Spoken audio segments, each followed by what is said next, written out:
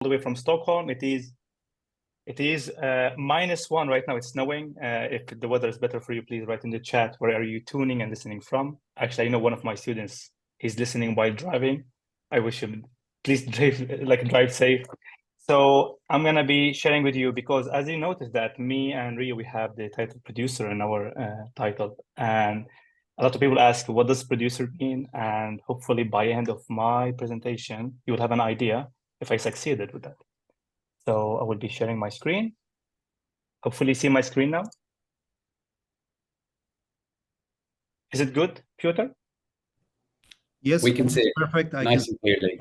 Yeah. Perfect. So a game producer's daily quest. So basically I'm gonna guide you through how my day looks like as a producer. And this will be actually a good for people who are experienced as a producer or have absolutely no idea what that means. So a little bit about me. My name is Ali Farha. I am senior producer at Star Stable Entertainment, and I do public talks here and there. And I'm privileged to be a board member at Futuregames in Stockholm and the sister school, the Game Assembly. And my company, Star Stable Entertainment, is an MMO game, horse game for girls. We have been around for 12 years and a half, maybe. Our game is on all platforms. It's cross-platform. It's on iOS, on Android, on Mac, on Windows. So the game producer's role and responsibilities. Am I going to give you a straight answer? And if we have any producers in a meeting beside Ryu and me, please write in the chat. No, I can't, because it's a bit complicated and it's gonna be something like this. Why? I'm gonna explain. The producer role really differs between different companies and sometimes differ between departments. And you have producers in publishing like Ryu or producers making technology like myself. Titles differ a lot. Some companies, they call them development director. At some companies, associate producer means extremely senior person. At some companies, it's actually just a junior entry. So that's why when you look for a job as a producer and you go to an associate ad and you see 7 years of experience and need to have shipped 2 games, don't be surprised. You need to understand that it actually differs between companies. How I see a producer from my point of view, it's in between. It's a bit of project management, it's a bit of product management, and it's a bit of product owner. What does that mean? I'm going to explain briefly. Project management, you're responsible of budget and timelines, basically a classic project management. Product management, it's a bit different. You own the product, which means you own what's need to be built. And there's a lot of marketing research, a lot of UX research as well involved. And it's basically a lot of data involved. So basically, sometimes you are building things from scratch. Could be a game if it's a smaller studio. It could be a feature if it's a AAA or a mid-sized company. So product owner, you own the vision, the strategy for the whole thing. Product owner, you own the backlog of an items being given to you by directors or executives. Producers is in between. You do sometimes a bit of project management, sometimes you do some product, sometimes it's basically just pure product owner. The ratio between these 3 areas varies between companies. So it depends on what company and what does it mean to be producer there. But just to have an understanding, so if you have an education or you read books about product management, I believe that's really great start. It will qualify you because along the way you will be doing both of project management and product owner. So that's how I see producer role myself. Some of the responsibilities as a producer, in my opinion, it's actually vision and strategy.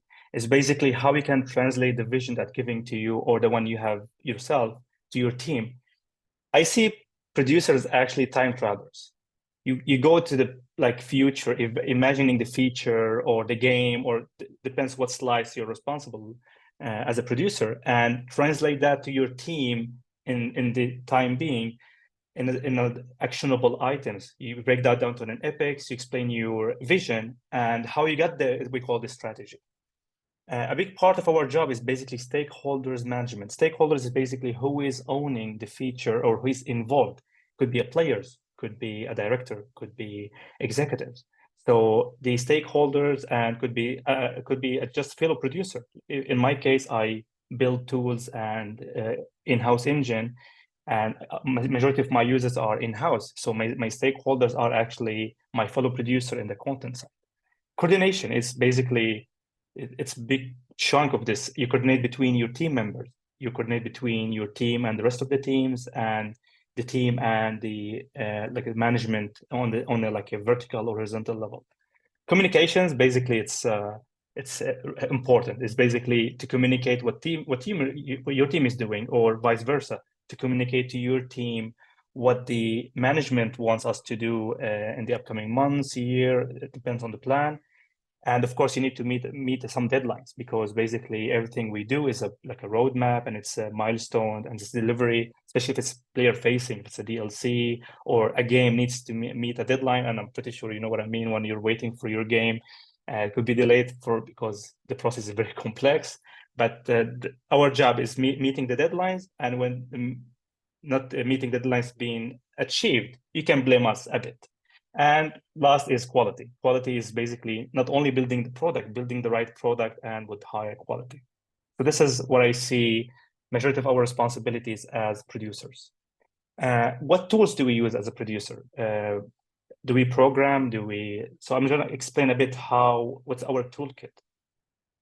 First of all, communication softwares, I believe this needed, despite your role, but for us producers, it's heavy, because we do a lot of communications with users, with the stakeholders, with team members to make sure they're unblocked. So majority of our time is basically not hands-on. It's basically actually coordinating and make sure everyone is unblocked. To be honest, like our biggest task is maximizing the delivery of every team member as much as possible. So if you're expecting that you're gonna be doing hands-on work as a producer, sorry to disappoint you, it might not happen. If the size of the company mid to high to AAA, there's no way we'll have time to do any hands-on. It might be possible if it's in the studio. And of course, we need to manage our workload and the tickets and the epics. And then we need project management softwares, which is the most famous ones are Jira and Asana. But to be honest, from my career, coming from different industries and in the gaming industry, I've seen Jira used literally everywhere. And by the way, we're using Jira Futuregames Stockholm. So that's the first tip for you. Like knowing Jira, it usually helps a lot to become efficient as a producer. And documentation is a big part as well of our job to document the features that we're doing, document the ways of working, document the milestones. In this case, we use Confluence because it came with the same package in Atlassian. Of course, we need to collaborate. We need to brainstorm. And this is the producer job actually, to do this kind of workshops, to brainstorm or to plan the roadmap for the next year or the vision. And to do that, we use collaboration software such as Mural and Miro. I really like Miro, it's really cool, but I've seen some companies using Miro as a project management tool, where have a backlog and everything. I don't believe it's meant to be used this way. So if you're doing that, please stop. And Miro is just a good tool for workshops and collaboration, not for project management. So how my day looks like. So we start in the morning, to-do list. If you're a producer, you need to be extremely organized. You have no idea the amount of communications you need to do every day. I literally have in my to-do list, say good morning to the team members. I check this board, check this thing. If you don't track what you're doing or what needs to be done during the day, I don't believe you will be able to remember all of that unless you have super memory, human power, which is I don't. So basically, I have a to-do list. I go through the to-do list in the morning. And the first thing I do when I start my morning, I check the KPIs, key performance indicators, just to see how our game performed in the day before, how our crash rate looks like, because this is affect my product. So basically, this is really important to check. And this is one of the biggest tasks for us, to make sure that our KPI is being followed on. Sorry, but someone, please, if you can mute yourself. Thank you so much. So then after saying good morning and check the KPIs and everything, we have the stand-up. I mean, as you can see, the logo here, people seems to be happy. They're never that happy. Actually, it's early in the morning and everyone just like woke up maybe. So the stand-up is basically the most important meeting for us as a producer, because it's the time where we interact with every team member at once and everyone in the same room or in the same meeting virtually or hybrid. So basically, this is the board, how it looks like, kinda. And so we have more columns, of course, to have more specific status of tickets. And every item you see is what we call a ticket. So basically, in the morning, we go around the table or around everyone and say, hey, today I'm going to be working on this one. And I finished this one. We move it to testing, and I'm going to pick up a new item. I don't know what item I should work on next. And here the producer comes in and say, oh, I just saw this morning there's a bug in live and it's important. We should work on it. So basically, here's why it's important to be in the stand-up as a producer, to see if there's something that needs to be handled. And the most important, being blocked. So let's say one of my colleagues, they say, okay, I need to pick this one, change the phone number, whatever, and I'm blocked because I need some change in the back end from a server team. So what I do next, which is really important, I take those blockers to the next meeting with the executives, directors, and leads. Say, hey, this team member from my team blocked by this issue. Who can help me with that? And the producer of that team will be in the same meeting. And this is the best value you can do as a producer for your team members. Unblock them and give them a clear instruction what they should focus on and what to do next. After that, majority of my time, if you're hearing me as a producer and if your majority of your time not spending it with stakeholders and users, that's something off, in my opinion. I'm doing my best to increase the time I spend with my users. I'm getting there, but seriously, it's so important to make sure that we're building the right item and the expectations being met. And of course, you're informing the stakeholders of the update of what we're doing. So it's crucial to focus a lot of spending your time with the users. Later on in the afternoon, we got a lot of requests from different teams or bugs or something being assigned to my team. So I go to the backlog. Backlog is basically where we store all our tickets that we should work on. It's not being worked on yet, but we should work on. I go through the list and see if it's all the tickets are filled in a good way, how important it is. And this is where also a producer's hat comes really important, that knowing how to prioritize things. And I use this matrix, but now I don't need it anymore because like it's really in my brain. It's like how urgent it is. And on this one, how impactful it is. If something is blocking and critical, do you know that actually you need to go to your team and ask them, you know what, drop this ticket that you work on, post it and focus on this one because it's blocking several teams or blocking a release going today or tomorrow or next month, depends. So knowing how to prioritize as a producer is a crucial skill. And after that, just updating the roadmap and milestones. As a producer, you own the roadmap and the milestones, when everything will be delivered and what exactly value will be brought with this delivery. So you need to update that, and if there's any like misalignment or something will be delayed for any reason, you need to go back and tell your stakeholders and managers that this will be delayed and see what will affect. So it could be like affecting multiple projects and stuff getting a bit more complex here, but this is also part of our job to make sure the connection, like to inform, everyone needs to be informed about a delay of a certain delivery. Then if I do a good job, I go home and sleep well. This is how the day looks like the meetings I have during the day. Keeping in mind, we have a lot of meetings, is not daily basis, could be sprint basis, which is every second week or third week, depends on the company, how they do sprints. We call sprint planning. It's basically sitting with your team and decide what we're going to focus on in the upcoming sprint or 2 weeks.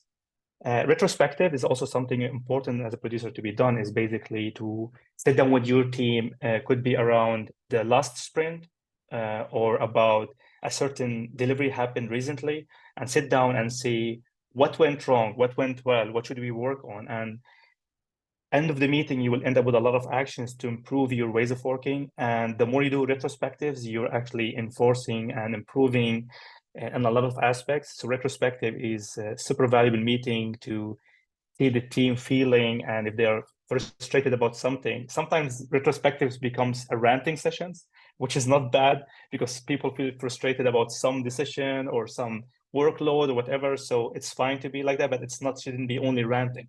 Should be end up with some actions we can take to improve. And lastly, we do the road map planning, which is one of the biggest workshops we do yearly to plan the next year roadmap. It's a lot of intersections, a lot of dependencies between our teams, different deliveries. So we need to work with everyone and with the team to they understand what we're going to work on next year. So that's why also roadmap, it's one of the big meetings that takes a lot of work, and it's something the producer should do. It sounds like chill, right? Or in a way, because it's like morning, midday, afternoon. Sadly, no. Half of the time you'll be like this. You'll be like fighting with a lot of decisions, fight back and forth.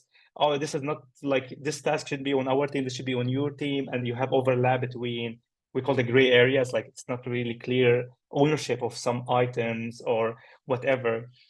You will be in a lot of meetings and you will be pulled to a lot of decisions. Basically, you're sitting, work on something, then you get someone from your team member say, hey, someone asked me to do this. Should I do it? Like, then you need to go and understand what's going on. So there's a lot of communications, a lot of meetings. You're not gonna have hands-on to work yourself, but basically your work is basically enabling everyone to deliver to the maximum capacity. You'll be confused as a producer. This is part of our job.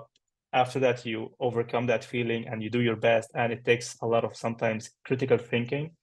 I have been in a lot of situations where it's crashing live right now and it affects a couple of hundreds or depends on the size of the crash. And we need to take a decision quite fast. Should we fix it now? Should we wait until the next update? So I don't want to terrify you, but I just want you to be prepared. This job, there's a lot of action happening there. For me, personally, I really enjoy it. I feel like it suits me really well. If you're expecting a chill tasks, I'm not sure producer is for you, except there's maybe some companies, producer is really chill. I would love to hear that in the chat if this is the case. I would be really interested to have a chat with you.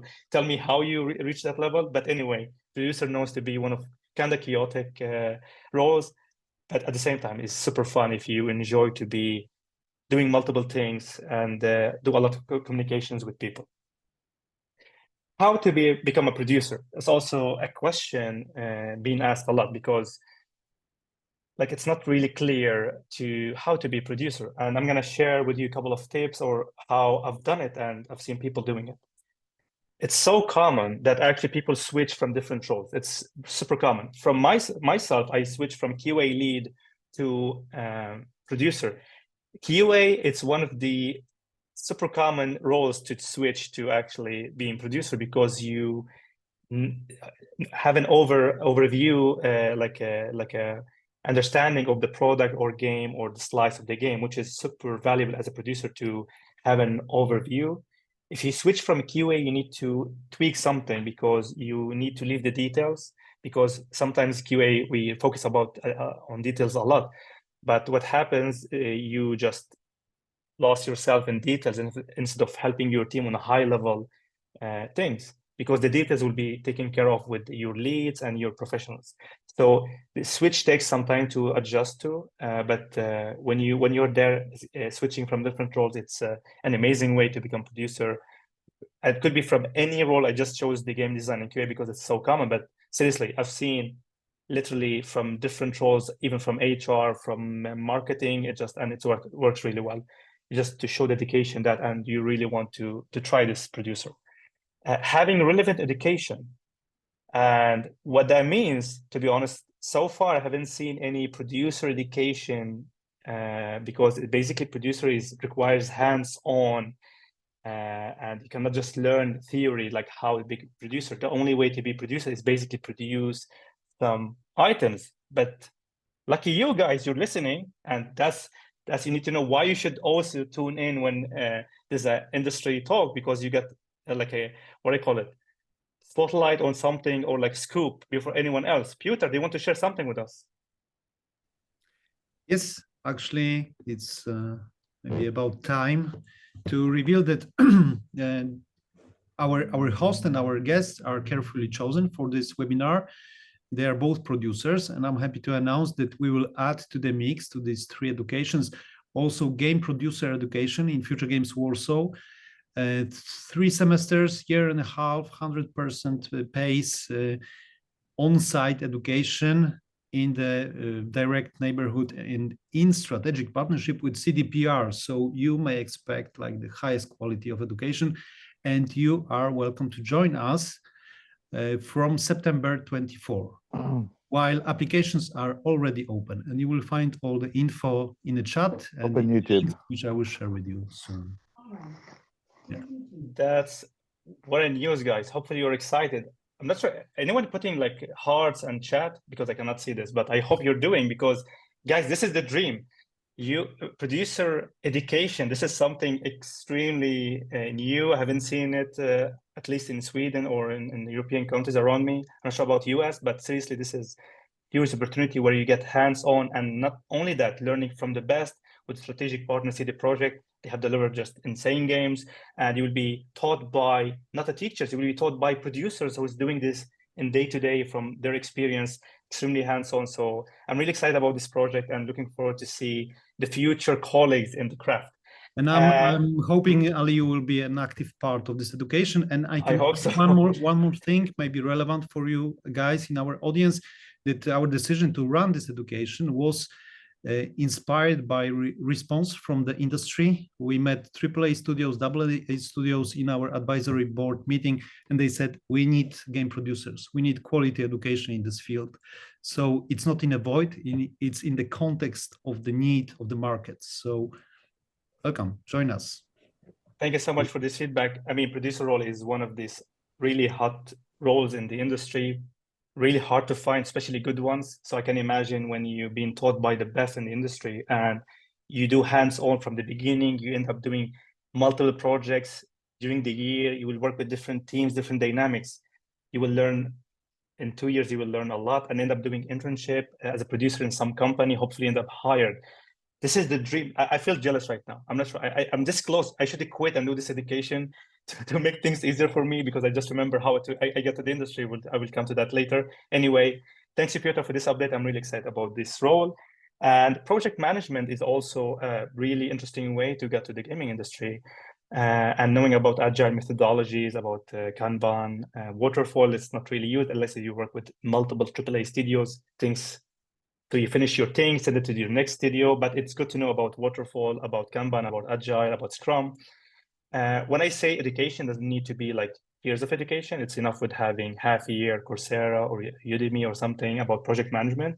This will also increase your chances to be attractive to associate or junior entry in the role.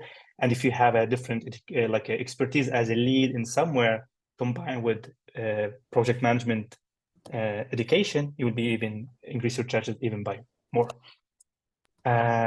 Perfect. And there's no really book I'm aware of teaching you how to become a producer, unless I'm missing something. Maybe Ryu can correct me later, but this book is this, because after end of the day, of course, I know games is the fun fact is, or it's super important. We're design, entertainment, and inspiration, which is make it really unique. But at the core, it's a software, and if you know how to build a good technology, and you put this with the help of the professionals, with design directors, they put this fun part on top. Then that's the game. Anyway, this book was it truly inspired me, pun intended. But this book is super good. This is a good start to learn how to build good tech products, and hopefully that knowledge will help you when you have a game design knowledge or game design education or producer education. You can combine that and you become hopefully a star in the field. And now I'm gonna stop here for the first half of my talk before move to the next one, which is more general tips. Do we have any questions we can take, Piotr, about the producer role? Let me check the chat. I can see one hand is Surab. Okay, please unmute yourself and ask then the question. Hello, Surab. Hey Ali, how are you doing today? Hey Surab, now I recognize your name, man. How are you doing? I'm doing good as well. I mean, I saw your post about the LinkedIn product, LinkedIn top voice related thing, and your engagement with Eva's post. So Yes. I was like, you have done really good work, and that was a very interesting article. Yeah. Thank you so much. Do you have any questions about the role, Saurabh, or you just want to say hi, which is amazing?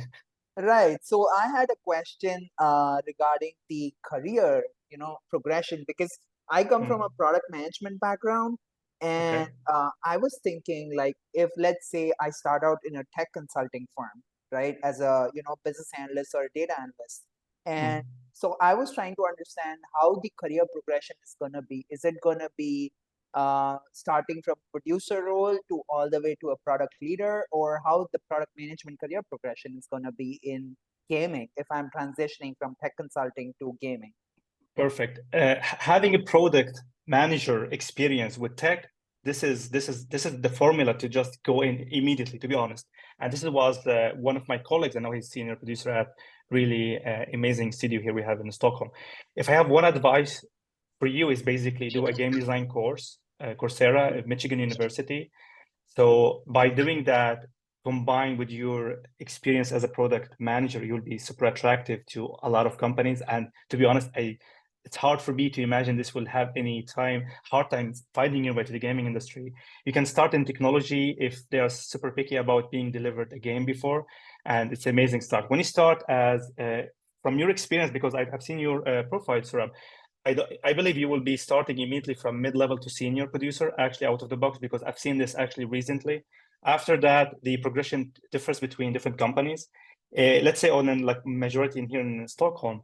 After that, you have the senior producer hat, and after that, we call it lead producer. So basically what happens that you will have multiple associate producers in different teams and different like production line, and you'll be the one responsible on all of that. And after that, it's going to be product director or the like director like of development. It just the name changes between a lot of companies, so you need to read the ads very carefully, and that's how it works. Then up to you after that, going to be executive producer, or you want to do something else like a game director or CTO if you have an amazing technology background.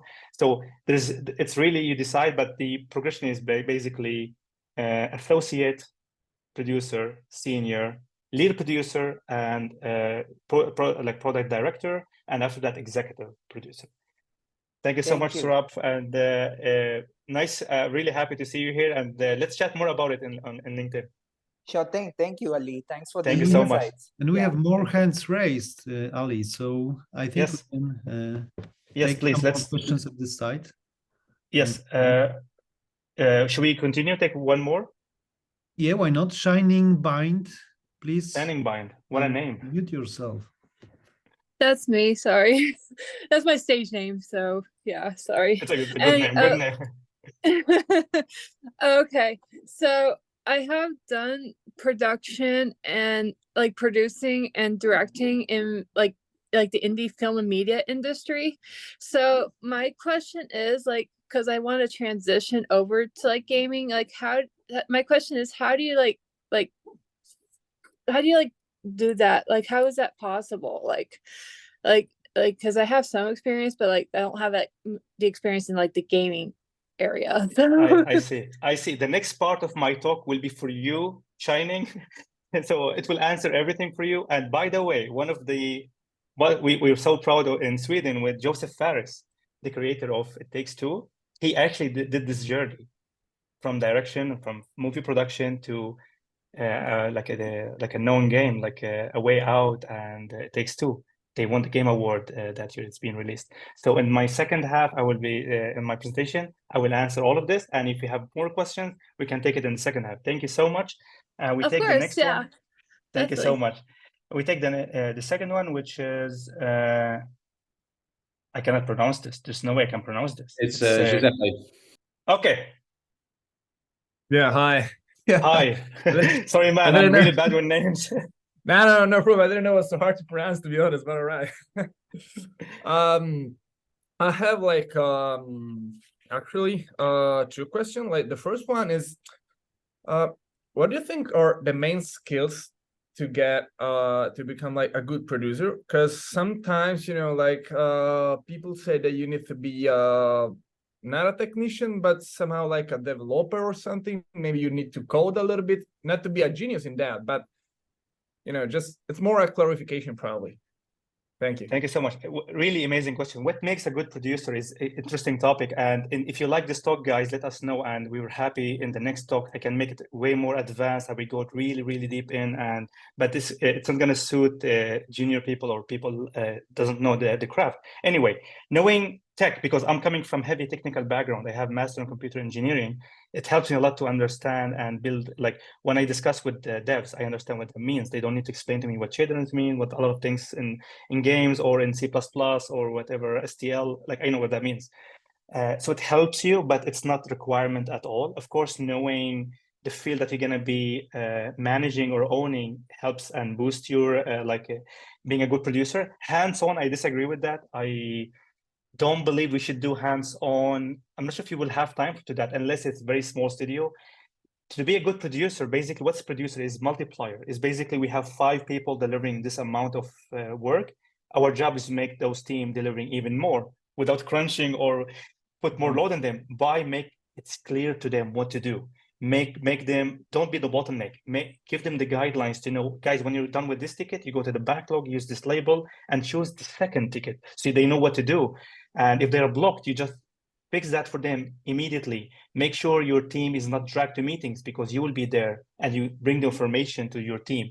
Make sure your team is being shielded from the information overload by take the information and narrow it down so it suits your team and what they don't need to be worried about something concern other team. Let them concern about their work. So basically, this is our job. Basically, make sure that everyone is there doing their best.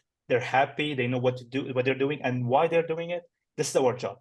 Some people say we're cheerleaders. We're not. That's a mistake. That's not our job. It's not our job to be like what do you call it? Psychological like support. We are all of that combined, but our job is to make sure everyone is doing their best because it's clear what to do. So that's how I see it. Knowing hands-on helps, but it's not mandatory at all. All right, so you're just more like speaking the same language, but not doing their job. All right. Exactly. And thank you so much. Is it something else? Thank you. Thank you. Oscar, I see maybe you're the first in at least to my list. Yes. Oscar Nelson. Hi, Oscar. I have a question because I'm a fairly junior producer, and when you have a tight deadline and you work, because I worked at an indie company with a team of around 15 people, but we had quite a tight deadline with a pretty big scope at it as well.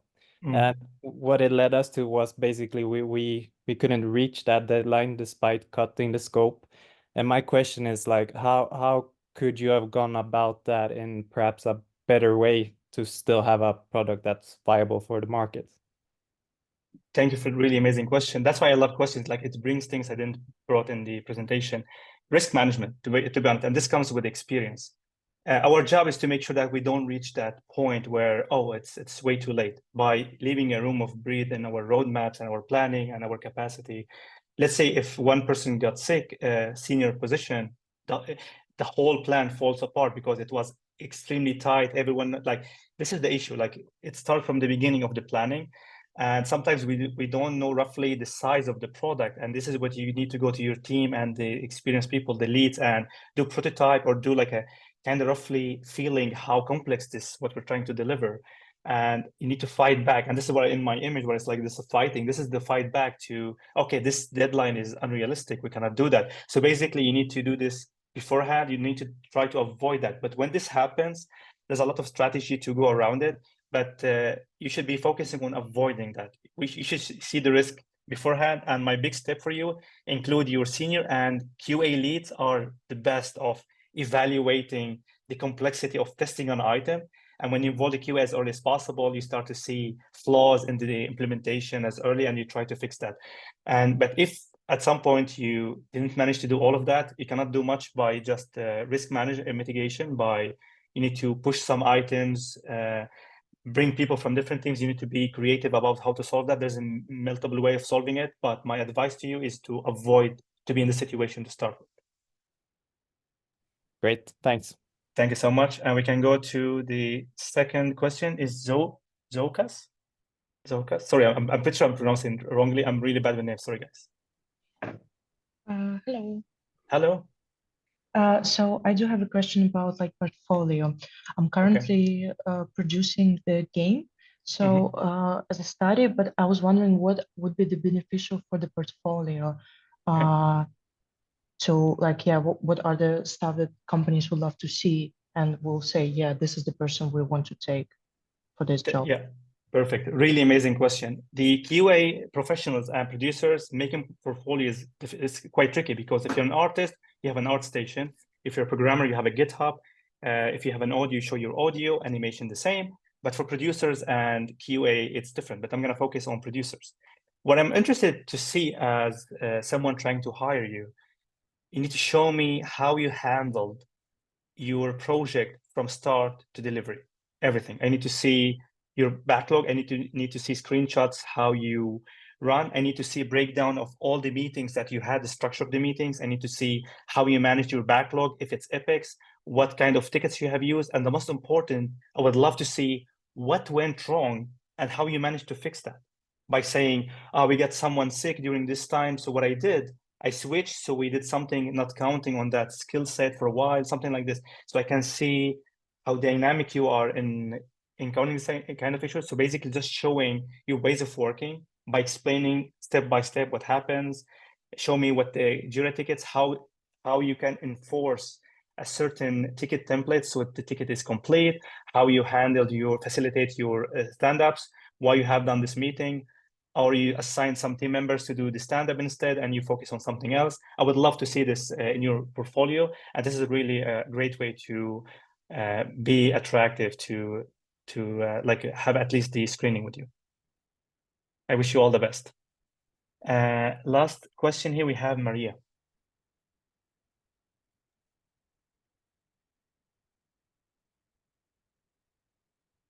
Maria?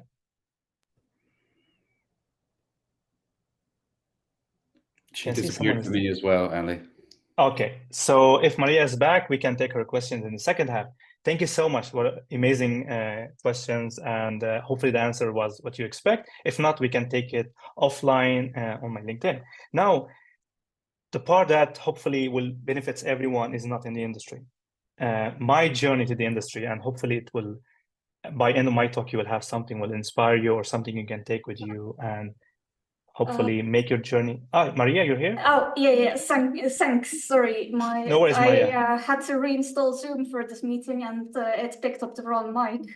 No worries, Maria. Then you deserve to have your questions answered. So about the previous question, so the best way to have that would be a blog post and like a big blog post where you go over things and summarize important events that happened. Yes. Okay, then my question is, I have 3 years of experience in the industry and I have done a game project management course for games and IT at Futuregames. But my question specifically is, how do you get into management positions in the first place? Because I feel like a lot of even associate manager positions are for super seniors of like at least 5 years with 5 years experience.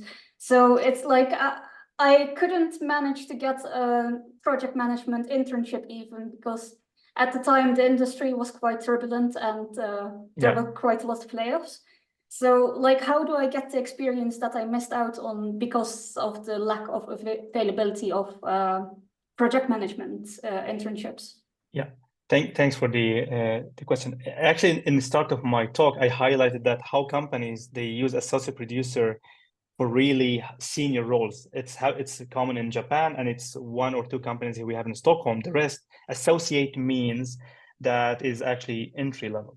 So I highly recommend to distinguish between the companies. So when you look at the company, you need to figure out if that associate is the one you're looking for. So maybe you were unlucky by finding those companies who associate means someone report directly to a producer who report to VP, which is like, seriously, like one producer owns like all the product. So basically it's kind of director. It's a bit confusing. I don't like that, but it's nice if we can unify the title. So this is why you saw associate and 5 years or 7 years, sometimes they ask you to be shipped again. So try to look at the different companies where associate means entry level. So this is the first tip. Second, when you say manager, a producer is not a manager. I have 40 people reporting to me, but I'm not their manager at all. They have their own managers, which is I really like about producer role. So producer is not a manager. If you're looking for craft manager role, that's completely different thing, which is in my talk right now, you will see what I mean when you look at job ads to distinguish between what you're looking for. And sometimes what you look for could mean a different title at different companies. Like if you look at DICE, it could be development director, could be something, or if you go at Embark, or sometimes they call it development the director or development something. Coordinator? Sorry? Coordinator, maybe? Sometimes it's coordinator. There's like sometimes it could be coordination, sometimes could be, but my tips for you, if you want to find your way, starting in coordination or project management for a smaller piece of the game, where you will be working closer with the producer. This is a great way to entry because you have the education, you have done your game. So basically, there's a lot of companies actually looking for project management in specific, but sometimes they have just different title. I'm happy to share more links with you to show you the difference between how job ads looks for associate, senior associate, junior, and project management and different titles. Great, thank you so much. Thank you so much for your question. And I'm gonna move on to my journey to the gaming industry. So of course, it's not only a story, it's just by end of my second half, you will have a practical roadmap you can follow. If you can take one thing will make your journey easier than mine, I would be really happy. So from dreams to reality. This is me, the sad guy looking at industry people having good time, dreaming about being in industry, like majority of you guys here in this presentation. And I'm gonna show you the steps that I followed and it worked really well for me. I give this to a lot of my students and now they are colleagues in the industry, which is amazing. I started by reading job ads. For some reason, I was doing this only during the evening. For some reason, you don't need to do that. You can do it during the day. And this is crucial. What happens, we have understanding, okay, I need an associate producer, so I'm going to apply only for associate producer. That's actually a mistake, especially if you're joining the industry or for the first time. Go and read job ads. Just like it's under like rated. Why? Because when you see what companies are looking for, you start to connect the dots. You see like, oh, I see a lot of them looking for this skill I don't have. Or you will see that what you're looking for is under a different title. Like our colleague, which is said like, I look at associate and it's 5 years. When you look at job ads, don't focus on the title, even though it's not like related directly to what you're looking for, it helps you a lot to understand the trends, to see, oh, I see all the companies looking for this skill set. And actually that's something I have from that experience. So you build something on it and you become more attractive. By doing that, I realized that the skills I was missing to be attracted to the industry was basically game design. Like I was QA lead, I was test lead, I worked on different products, medical and autonomous, but I never built a game myself. So I did half-year game design course in Coursera, Michigan University. And I was in that course, I've written my first GDD, game design document. I've done my first game in Unity, 2D, 3D. I did like use like nav mesh AI for the first time, particle systems, input system, menus, UI, and so that was a huge learning for me. I ended up making a game with my friend. It's called Pillow Rush. It's a 3D game. You shoot, because I love shooting games. That's why I play CD Projekt. Sorry, Cyberpunk's game from CD Projekt. So I really love shooting games. So basically, this game, you shoot sheeps with pillows, and they go to sleep. They don't die. And I'm using very calming music in the process. And if the game you would like to play, let me know in the chat. So maybe I can work on it harder with my colleague and finish it. And we are using a very calming music from a Swedish composer to calm you before going to bed. Go the extra step. I'm going to tell you a short story about, this is the first book I did read before joining the industry. It's called Blood, Sweat, and Pixels. It's extremely famous book. It shows you literally the blood, sweat, and like not pixels to create a game. Some of them is quite like crunching, staying late, but like when you're passionate about your project or product, you do a lot of sacrifices. I highly recommend to really take care of your health, pushing the limits in the right amount, but not too much.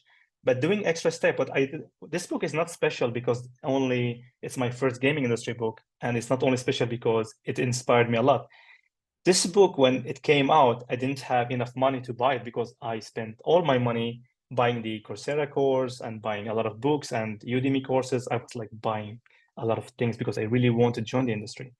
So what I did, I wrote an email to the Stockholm Library telling them, hey, can you buy this book so I can borrow it? And you can actually do that. You can actually motivate the library so they buy the book so you can borrow the book. And I did that.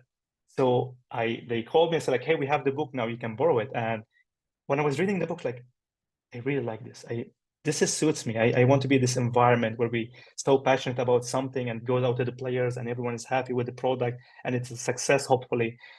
So this is when you should take the extra step. You guys being here, in my opinion, it's an extra step. You're sacrificing your evening, listening to me right now, talking for half an hour or more about my story, but hopefully you will learn something. So doing the extra step always helps.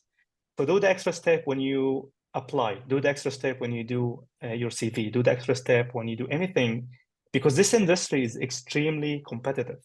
I need to stand out. And the only way to stand out by doing the extra step, because when you do that all the way, it will be obvious. It will be shown in your skill set, in your CV, in your interviews, and chances will increase by far. So this is one of the stories. And the second one, Rio, I say hi to Rio because back in the days, he was actually at DICE. This is a photo from January 2017, guys. I was a test lead in a different industry. I have no idea how a studio looks like from inside. Right now, I've visited like 7 this year alone. But back in the days, I just want to see, how does it feel to be in a studio? I don't know how it feels. So what I did, the extra step, I was reading ads, then I saw DICE looking for play testers. So I was reading the description, like, yeah, just apply. And if you being selected, you go to DICE's amazing lab with a lot of experts. You play a game before it's being released. And they give you free games and free snacks. I mean, it was a tasty snacks, but I was there for seeing how it feels from inside. And this is the mug I got. I still have it, by the way. So this was pivotal moment. There was like when I decided I'm gonna do this. I'm gonna go all way in, and this is when I decided to quit my job and from like one of the biggest company we have in Sweden to my current job because I was following my passion and I'm happy I have done it. So this was the pivotal moment in my career. Hopefully you will find yours. And I'm talking about playtesting. We come to play games. If you want to join the industry, you should be playing games. Of course, we gamers, all of us, but I'm not meaning playing games that you usually play. Like if playing Apex and you have like thousands of hours or more in Overwatch or League of Legends or whatever, you should play games that you don't usually play. Play games that it's not your genre. Play games differently. See why this scene is memorable. Why I remember this from God of War. What was have done correctly in that moment. So you need to play games with different eye. Play genre that you don't usually enjoy. You will learn a lot. You will learn how games do onboarding. And when you play more games, you start to see, actually, I'm enjoying this more than I expect. So maybe I shouldn't exclude that company because they're doing this game, for example. Even though you shouldn't apply for a company because they do the product that you like, it's a completely different story. But if you enjoy crafting that genre of games, it's a good idea. Networking. And Surab, we are here because of LinkedIn. And this is show you the power of LinkedIn. I'm here because of LinkedIn, because Piotr wrote to me. Me and Rio, we had the first encounter on LinkedIn. If you are in this meeting and you're hearing me and you don't have LinkedIn, I please asking you to right now or after the meeting, not now, after the presentation, to go and create one. LinkedIn is super powerful. If you're not on LinkedIn, this is alarming in my opinion, especially into our industry. Not only having LinkedIn, have a complete profile, show your work, be out there, engage with people, expand your network slowly, don't be too aggressive. Add your friends, add your colleagues, expand slowly, and be out there. LinkedIn it opens a lot of doors for me. I visited CD Projekt this summer because of LinkedIn. I'm traveling again because of LinkedIn and do a lot of talks internationally because of LinkedIn. So Early days, I used LinkedIn to connect with industry people before joining the industry. And I was joining Discord with the smaller indie studios, helping them with the skill set that I have and they don't in their teams. And I used to go to every meetup about games. This is one of the examples that you guys are here, which is amazing. Make learning a habit. I said this industry is quite competitive and you should be really go there and like learn and keep learning to always be attractive and finding your way. This is some of the YouTube channels that I follow myself. I made a habit for myself that every night I just sit down and just watch a video about the industry. Could be a GDC talk, or when Mark Brown Game Maker's Toolkit do or extra credits, or a lot of really amazing YouTube channels. It's a good way to keep learning with time. Some also great books, Creative Gene, A Theory of Fun if you're a game designer, Reality is Broken, Why Games Are Impactful. My advice to you, at any given point, you should have at least a course or a book you're doing at any given point. I'm not saying you should do that 8 hours a day. Could be half a page or a few minutes or whatever. Do it slowly. Don't be too, because if you do it very aggressively, you will collapse. Because I did that, I hurt my eyes twice because I couldn't even stop after that. So do something sustainable. Like I said, try to be balanced and be patient. The industry making games is complex and finding your way, it's a bit tricky. So you need to be patient and need to be always curious and creative. Creative is something being used loosely, or some people doesn't really explain what being creative mean. In this context, I mean exposing yourself to varied inputs. You guys being here listening to my talk to Pewter's announcement of Futuregames opening the new producer craft, the questions being asked, or my second half with the interview with Ryu when we have a discussion, you might pick up something, inspires you to do something different, and could be a pivotal point or changing your ways of working, and could change your life, to be honest. I'm going to show you a small example happened to me and hopefully you can use that. So, sorry if we have any artists in this Zoom, because this is my drawing skills. And this became the meme at my company. It's three-legged horses. This is my actual drawing skills. I love art, but as you can see, I'm not an artist and I have the artistic skills. But what happened, I've heard about AI could be used to generate art. It's like, let's use that. So what I did, I started to generate art using AI. I started to learn about composition and different stuff. I'm doing that even though I'm not an artist. I'm doing that even though I'm not pursuing a career in art at all. But what happened while I was generating those images, I made an image. I feel like, oh, this could be a good cover for an article. So what happens next? I wrote an article using that image about being creative in technology. It was in 2022. Since then, I never stopped writing on LinkedIn. Then I became top voice on game development. I have 6,000 plus. I have 500,000 impressions this year alone. So all this happened because I exposed myself to something, even though it's not my like a day-to-day tasks. And this is what I mean by creativity, by just do things differently, exposing yourself to talking with people, being in this kind of discussions, take different route to home. You might see something inspires you. So this is one of my techniques to be always inspired by your questions or something I see on LinkedIn or something I see in a book or something. And mentorship, it's why doing it alone if you can do it with the help of people? There's an amazing network on LinkedIn. People from the industry volunteer to help students or junior people, or people want to transition to the gaming industry. So having mentorship is always important.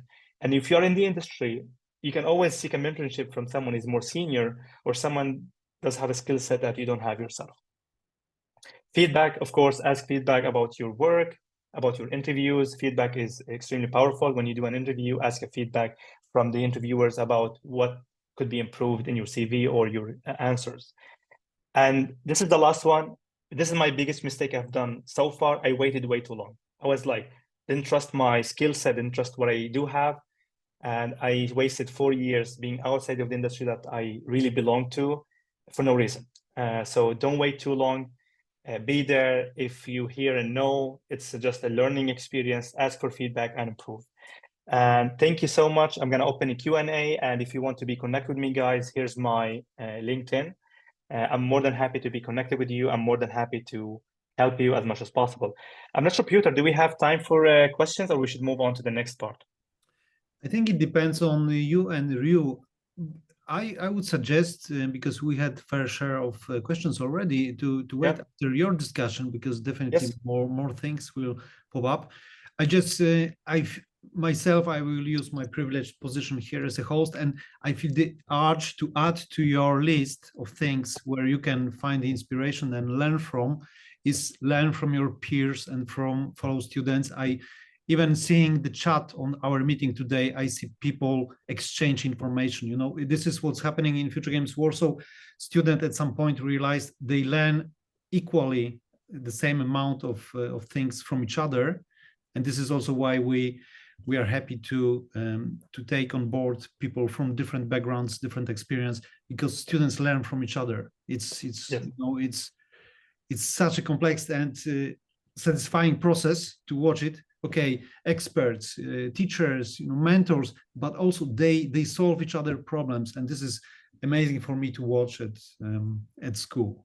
So just to add to your list. Thank you so much. I really like this ad, and this is my LinkedIn, guys. And now if you have more time at the end, we can take all your questions, despite if it's related to our discussion, me and Ryu, or it's related to producer, or related to finding your way to the gaming industry. And if you really want us to dive more, please reach out to me, Piotr, or Ryu to can have another workshop from this kind. So I'm gonna stop sharing now, and let me bring this here so I can see you guys. And I'm so happy to welcome Ryu. Ryu, we're supposed to have a cup of coffee in Stockholm a few years back. It didn't happen. We were. And look at us right now having e-coffee with hundred and something people, which is amazing. That shows you guys, the industry, how small it is. So always be nice when you do interviews, or be nice with your colleagues, because you never know how to turn out. Ryu, first of all, congrats on the Game Award, the best ongoing game, Cyberpunk. Exciting. Thank you. Yeah, we're very proud of everything that was achieved. I think there was a tremendous effort from everyone involved to bring Cyberpunk to what it is now, and just play it if you haven't. It really is. I highly recommend. I did play it after the improvement, and this is one of the really seriously, like, you guys I mean, we know how it all started. We know the struggle. It was a massive, ambitious game, but how Cyberpunk right now, it's by far amazing. And I've been asking my colleagues, what are you doing this holidays? Actually, half of the answers playing the DLC of the Cyberpunk. So let's start. Ryu, tell us please about yourself a bit, if you don't mind. Sure. First of all, Ali, thank you for your presentation. I think it was really informative, and Futuregames are really doing something here that I wished was around when I joined the industry. I think it's an incredible opportunity to have that exposure to these people, these developers, and really people should be grabbing this with both hands. It's so nice to see how many people there are here and how many people signed up. Really great presentation, and thank you, Piotr, for organizing all of this. It's fantastic. Thank you so much, Ryu, for your kind words. Thank you, Piotr. We are here because of Piotr. He reached out to me, LinkedIn, and when it became wholesome. It's like, it's gonna be with Ryu, or I was like, okay, it's finally happening.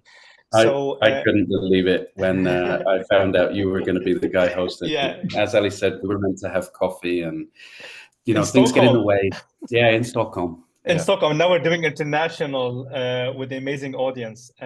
So Ryu, what's your role at CD Projekt? So I'm a publishing producer, which essentially is the same as a regular producer, but in CD Projekt that means that we deal with externally published titles. So things that aren't necessarily developed within the main studio or the main location where you work. And we act as a spider on the web that brings these two studios together. We still do all of the things that you mentioned, but sometimes it requires a lot of remote work.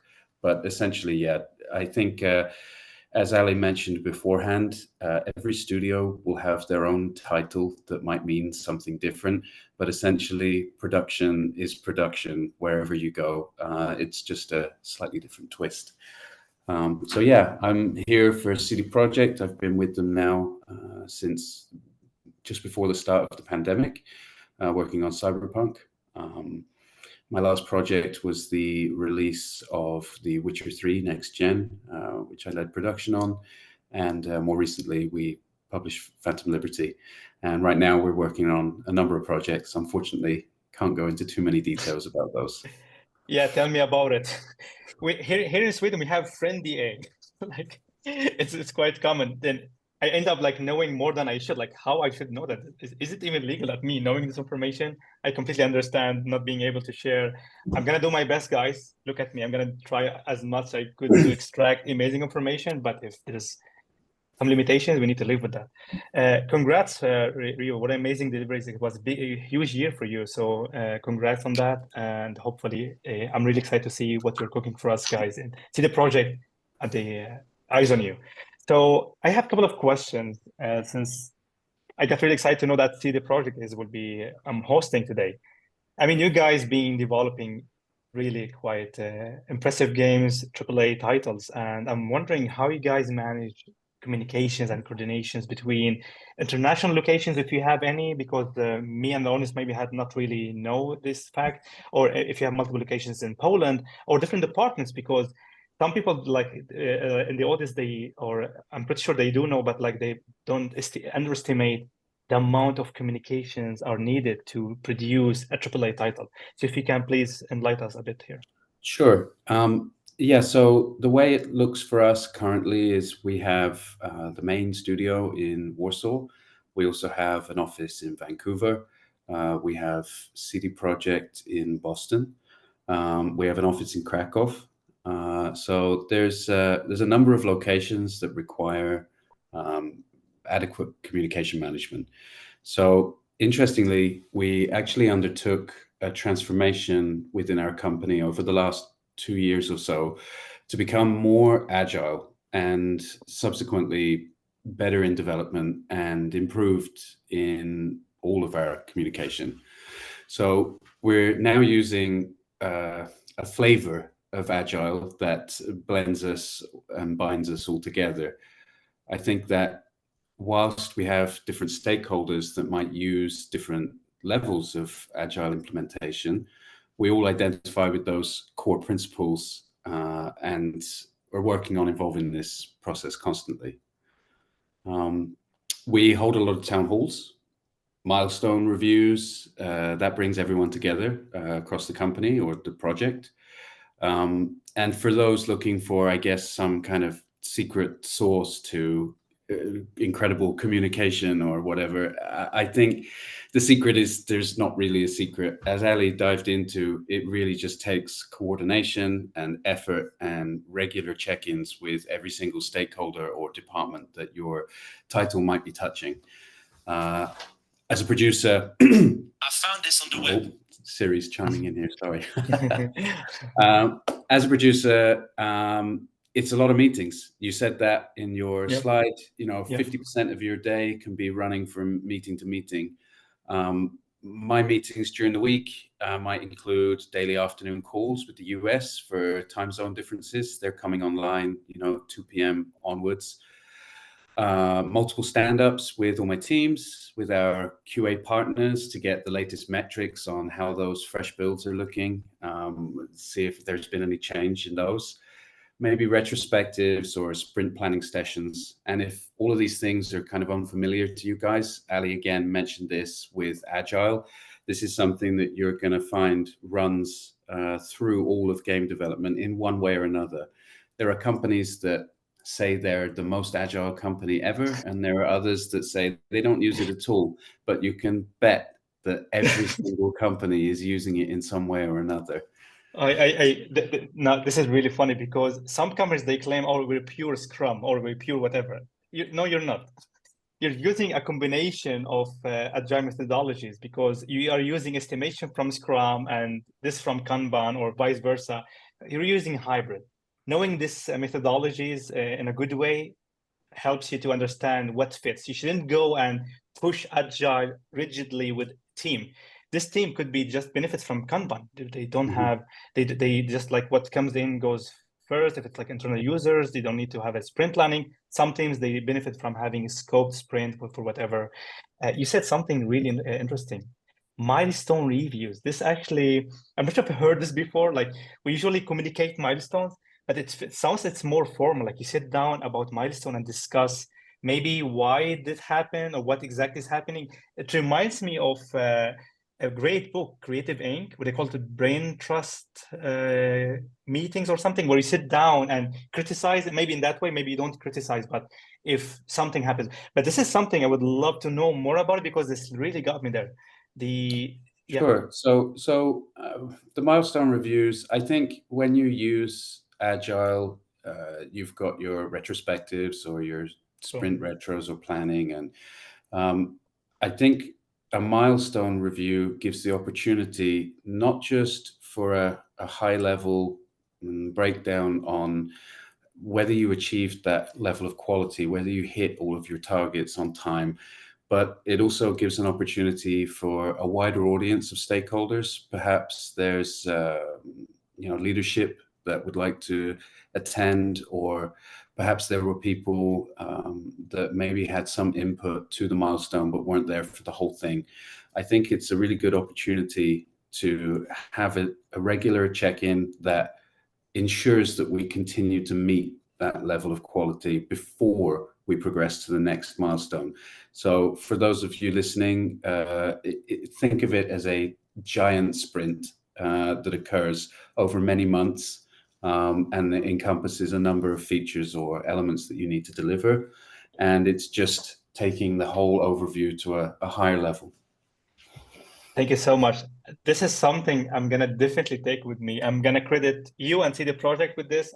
This is the beauty of connections, because sometimes you don't need to reinvent the wheel, just connect, take learning from really prestige studios like CD Projekt, or take the learnings, and sometimes you take the learning from even indie studios. They do something unique. So basically, this is what I like about go and see and have a chat. Thank you so much, Ross. I really like this concept. That's something I would love to explore with with my teams. Just before we go on, I just want to mention as well, again, something you touched on, and I'm so sorry, everyone here, if I'm going to be referencing Ali's fantastic presentation, but there's a lot of crossover. So in terms of managing that communication, absolutely, we still use all of those usual tools. Slack, Miro, Jira is an absolute cornerstone. Shared documents, and of course, having those regular syncs with all your departments, as I said. But for those of you coming in fresh and new, I wanted to say that it's also worth mentioning that maintaining those relationships with departments that you may not interact with on a daily basis is so important. For example, teams like marketing or the release team, you're going to have busy periods as a producer, and you're going to have quieter periods, not quiet, but quieter. But to forge those connections with those teams, it takes time, and you can't just expect to tap someone on the shoulder and then move mountains for you if you haven't spoken to them for 9 months. I think our job as a producer and maintaining those relationships, it takes work, and people should be mindful that it's usually the people that you haven't spoke to for the longest time that you suddenly need them to do the most for you in a short time period. Thank you so much. You're giving a golden nugget here. Thank you for mentioning this. In my talk, I simplified the process a bit, just so it's like friendlier to the fresh blood here we have in the. Of course, what I showed you guys, it's a lot more complex in reality. Just multiply, depends on the size. But stakeholders management, not only the one you have ongoing work with them, the one that you might need or you should have, like even on a yearly basis. So keep a relationship floating, inform them that something is happening beforehand, so they can have if it's a marketing, they need to prepare some marketing materials. It happens a lot. So sometimes we're too focused on the production, we forget about different departments that will be affected, or we didn't even know they will be affected because we never had this conversation.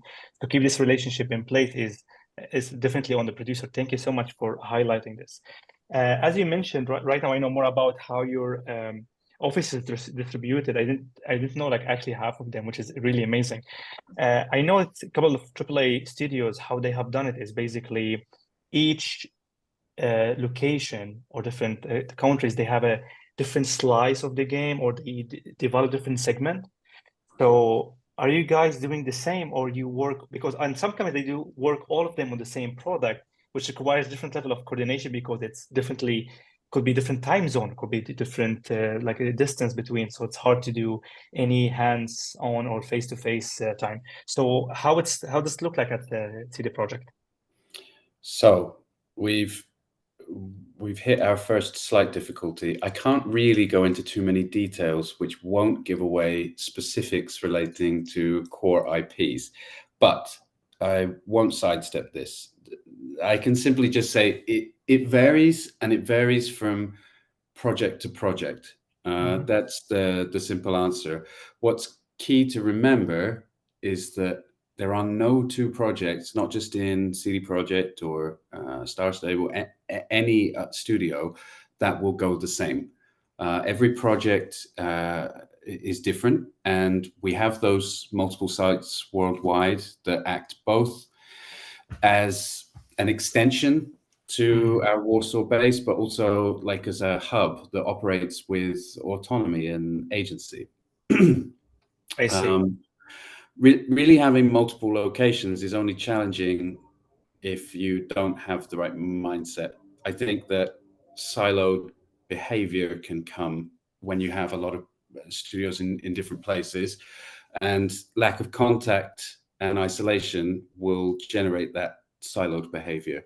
So it's easy to mitigate with balanced sets of meetings, and that can be challenging when you do have multiple time zones. But yeah, we can draw, to answer your question a bit better, to allocate responsibilities across those different locations. We can draw similarities from previous projects, but when you're developing non-linear titles from different franchises or time period, it's quite different from annual iterations on the same game or project. I'm not mentioning any. I see. No, you didn't, but that was the most clever way of answering my question. Thanks for not dodging this one. And I was like, it's a bit like, I know we respect each company, they have their own privacy. Because to be honest, like I need to give you this, guys, because when I look at CD Projekt, I just see the project. But some bigger companies, sadly, I feel like they failed.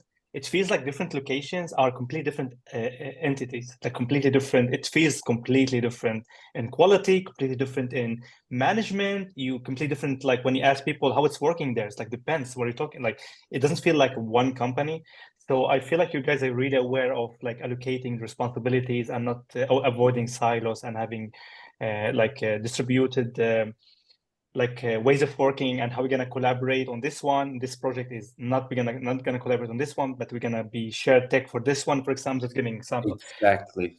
Okay. Yeah, Okay. I think when you see CD Projekt on the game, you want it to feel like CD Projekt wherever it's been made, and I think that takes a lot of behind the scenes work, but it is possible. And you're right, oftentimes there are studios that unfortunately don't strike that balance, and they feel a little different, but it's something that I think we pride ourselves on ensuring that we have that vibe and CD Projekt feeling. So please tell that to your team and managers. Like we didn't see that. I'm even asking, even though I'm from the industry, I'm even asking because you succeeded to that level that we don't even know. So good job, guys, being there.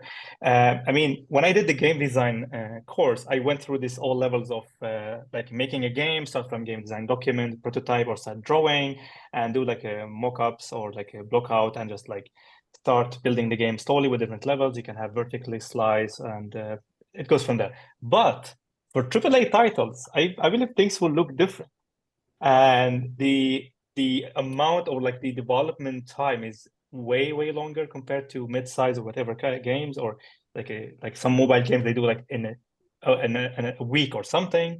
We cannot even compare. So I'm really wondering what stages, like if you can share with us to make a AAA, and if you can share with us roughly, because I know it differs between the scope of the game, how long each stage usually takes. Sure, that's a great question, and I think it's great info for the attendees here as well. I'll just preface this with Ali mentioned vertical slice. It's a common term in our industry. We have the most common are a vertical slice and a horizontal slice. A vertical slice is both of them are proof of concepts of what you intend to deliver. A vertical slice will encompass probably the major features of what you are standing up, and the visuals will look perhaps not retail, but as close as possible in terms of quality and technology. The reason it's called a vertical slice is extremely narrow. It's a very short playable area, but it gives you an instant picture of what that game will look like on release. A horizontal slice is the opposite. It's perhaps hours of gameplay, but then you're looking at gray boxed environments, lots of T-posing.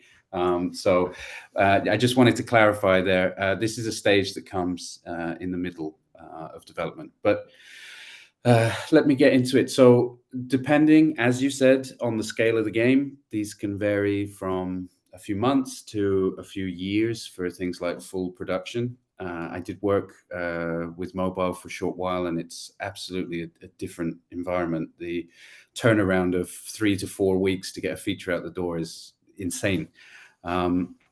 We use a GDF.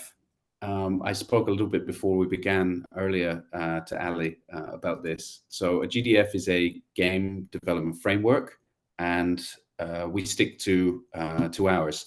They're unique for every studio. They encompass this similar framework, but I think every studio has its own level or details that they like to implement.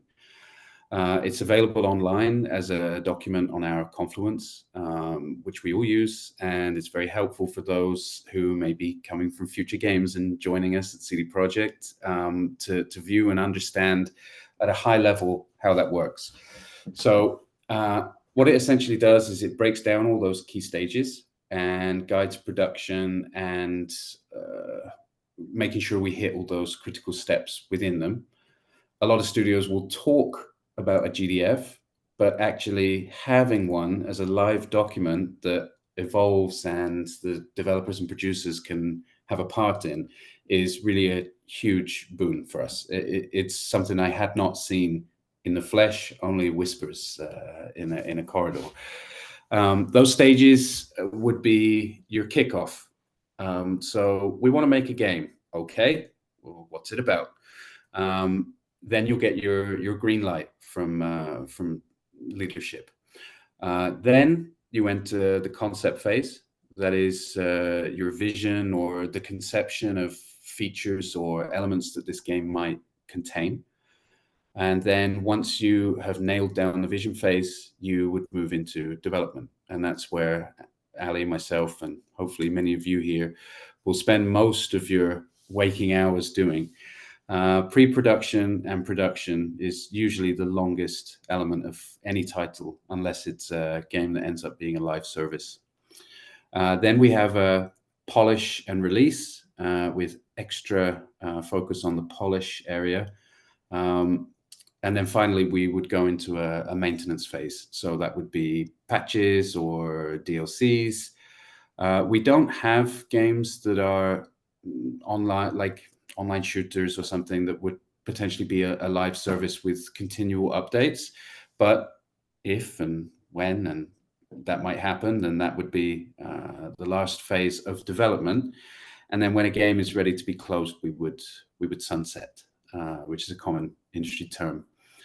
Regarding timeframes, depending on the scale of the game, they can vary from a few months to years. It really does depend on the scale of the game. And I wanted to mention as well, just before we finish this bit, the kickoff, the vision phase. It's so important. A lot of these studios will want to see that you have been present on the full length of a AA or AAA title from start to finish. And a huge part of that is understanding how that game takes shape. And even if you don't have perhaps the hugest impact, just being present during this phase, it frames your approach for the whole project ahead. Despite every effort for Ali or myself to predict the future, as he said before. It's not an exact science. We can't do it, but we do our best to do it. And that comes from, pressure from fans or from, IGN or someone to, we want a release date. When's it coming? And so it's important to give a shipping date as early as possible. But whilst it's important, these projects will change and evolve over the months or years leading up to a release, and nailing that vision and setting up that production phase for success will give the project the best chance of sticking the landing, I think. Thank you so much for this amazing breakdown and binging the vertical and the horizontal slice and the pre-production, and even the before that even ideation, before the green light, what we call. And God knows how many games went to the graveyard we know that, right? Like there's a lot of games, if the players were aware, they would be like, go mad, or like, oh, I really need this game. Yeah, we feel the same. So yes, sadly, a lot of games are actually being scrapped before the green light because the leadership doesn't really believe in the vision or the target audience or whatever. So there's a lot of games sadly doesn't really succeed, and green light is a big moment for us all because now we know, okay, we're gonna work on this game. Thank you so much for your answer. You guys develop games and it's actually diverse. From Witcher to Cyberpunk is completely different. How you ensure that your game will resonate with the players? And like, do you ask for early feedback? If like how like, I just curious about what techniques you're following or methods to collect feedback early to actually to maybe enforce the green light, or after that, because even though after the green light, like you said, the game might change completely from like being made for extremely military simulation to casual, for example. So what's your methods there? Yeah, that's a great question, and something that every producer should be asking, because when you really want to make something that resonates with those players, the only way you're going to get there is by gathering that information. And I don't think it's ever too late in any stage of production to gather that feedback and to make changes for the positive. So I will start with, I've worked at a number of studios, and one of them was BioWare, which has some of the most incredible fans. But to date, the fan base at CD Projekt is, in my opinion, the best in gaming. The fans are incredible. Without them, we don't have a product. And so we drive what we do with our titles by their proclivities, by their voice. So I'll dive into a few of the methods. Firstly, data. Data is your friend. Data allows you to make an informed decision. So first of all, analytics. It's king of the castle. Everything from seeing what hardware the players are using or used on previous titles from our fantastic data analytics team, to how many have played a certain mission, or we can also examine social media trends, our tech support teams. It's a little known fact that when you create a ticket, it actually does go to a human being. So we have a data-driven, player-first pillar as part of CD Projekt's development. So it's super important to us that we utilize these as much as possible. So firstly, we have our analytics, our forms. Secondly, market trends. We're aiming to make the best games in the world, and developing in a vacuum it's not going to end well. I think people need to take off the blinkers, look around, see what others are doing, and really, understand how it can raise your games, your products. So seeing studios that push what is possible within storytelling and narration, technology or quality is super motivating as a producer. It makes you mad that you're not doing that and that you should be doing that. Or it can reassure you that you made the right call to bring a certain technology on board or something. So of course we see what studios like Larian or Insomniac or Remedy are creating. We see what writers like Sam Lake, mentioning Remedy twice, but he's great. We see what he's doing, and it really does push us to be better in every department. So we have analytics, we have market trends, tech support. I mentioned them briefly before, but tickets from players, I believe, are super important. Reporting a bug or a ticket from an official channel and thinking it gets lost in the ether or the void and it's gone forever, it couldn't be further from the truth. We have some incredibly talented guys that get real human eyes, as I said, on these tickets, and they're able to collate that data, cut to what's really important, and deliver it to production to be able to make informed agile changes to our priorities or our backlog. Social media, and this is the last one for me, but Reddit, we see you, we know you're there. Actually, we have a really great social media team that monitors all of these channels. The community guys, I could not do that as a role, to have the constant volume turned up to 10 from fans 24 hours a day. It's an incredible. We say hi to all the amazing community managers we have in our companies. Without you, I'm not sure what we'd be doing, seriously. It's a really tough job to encounter, really like anger, sometimes a bit of excitement. I really love how our players excite about our product, but sometimes it's a bit too much, especially like it could be like hurting or like by like with wording or something, and sometimes it reaches far than that, which is really sad. So we hear you guys. And Reddit, once in my some company, we took a screenshot of a happy comment. It was like, can you believe it's a positive comment on one of the Reddits? Like that was really funny. Thank you so much for this.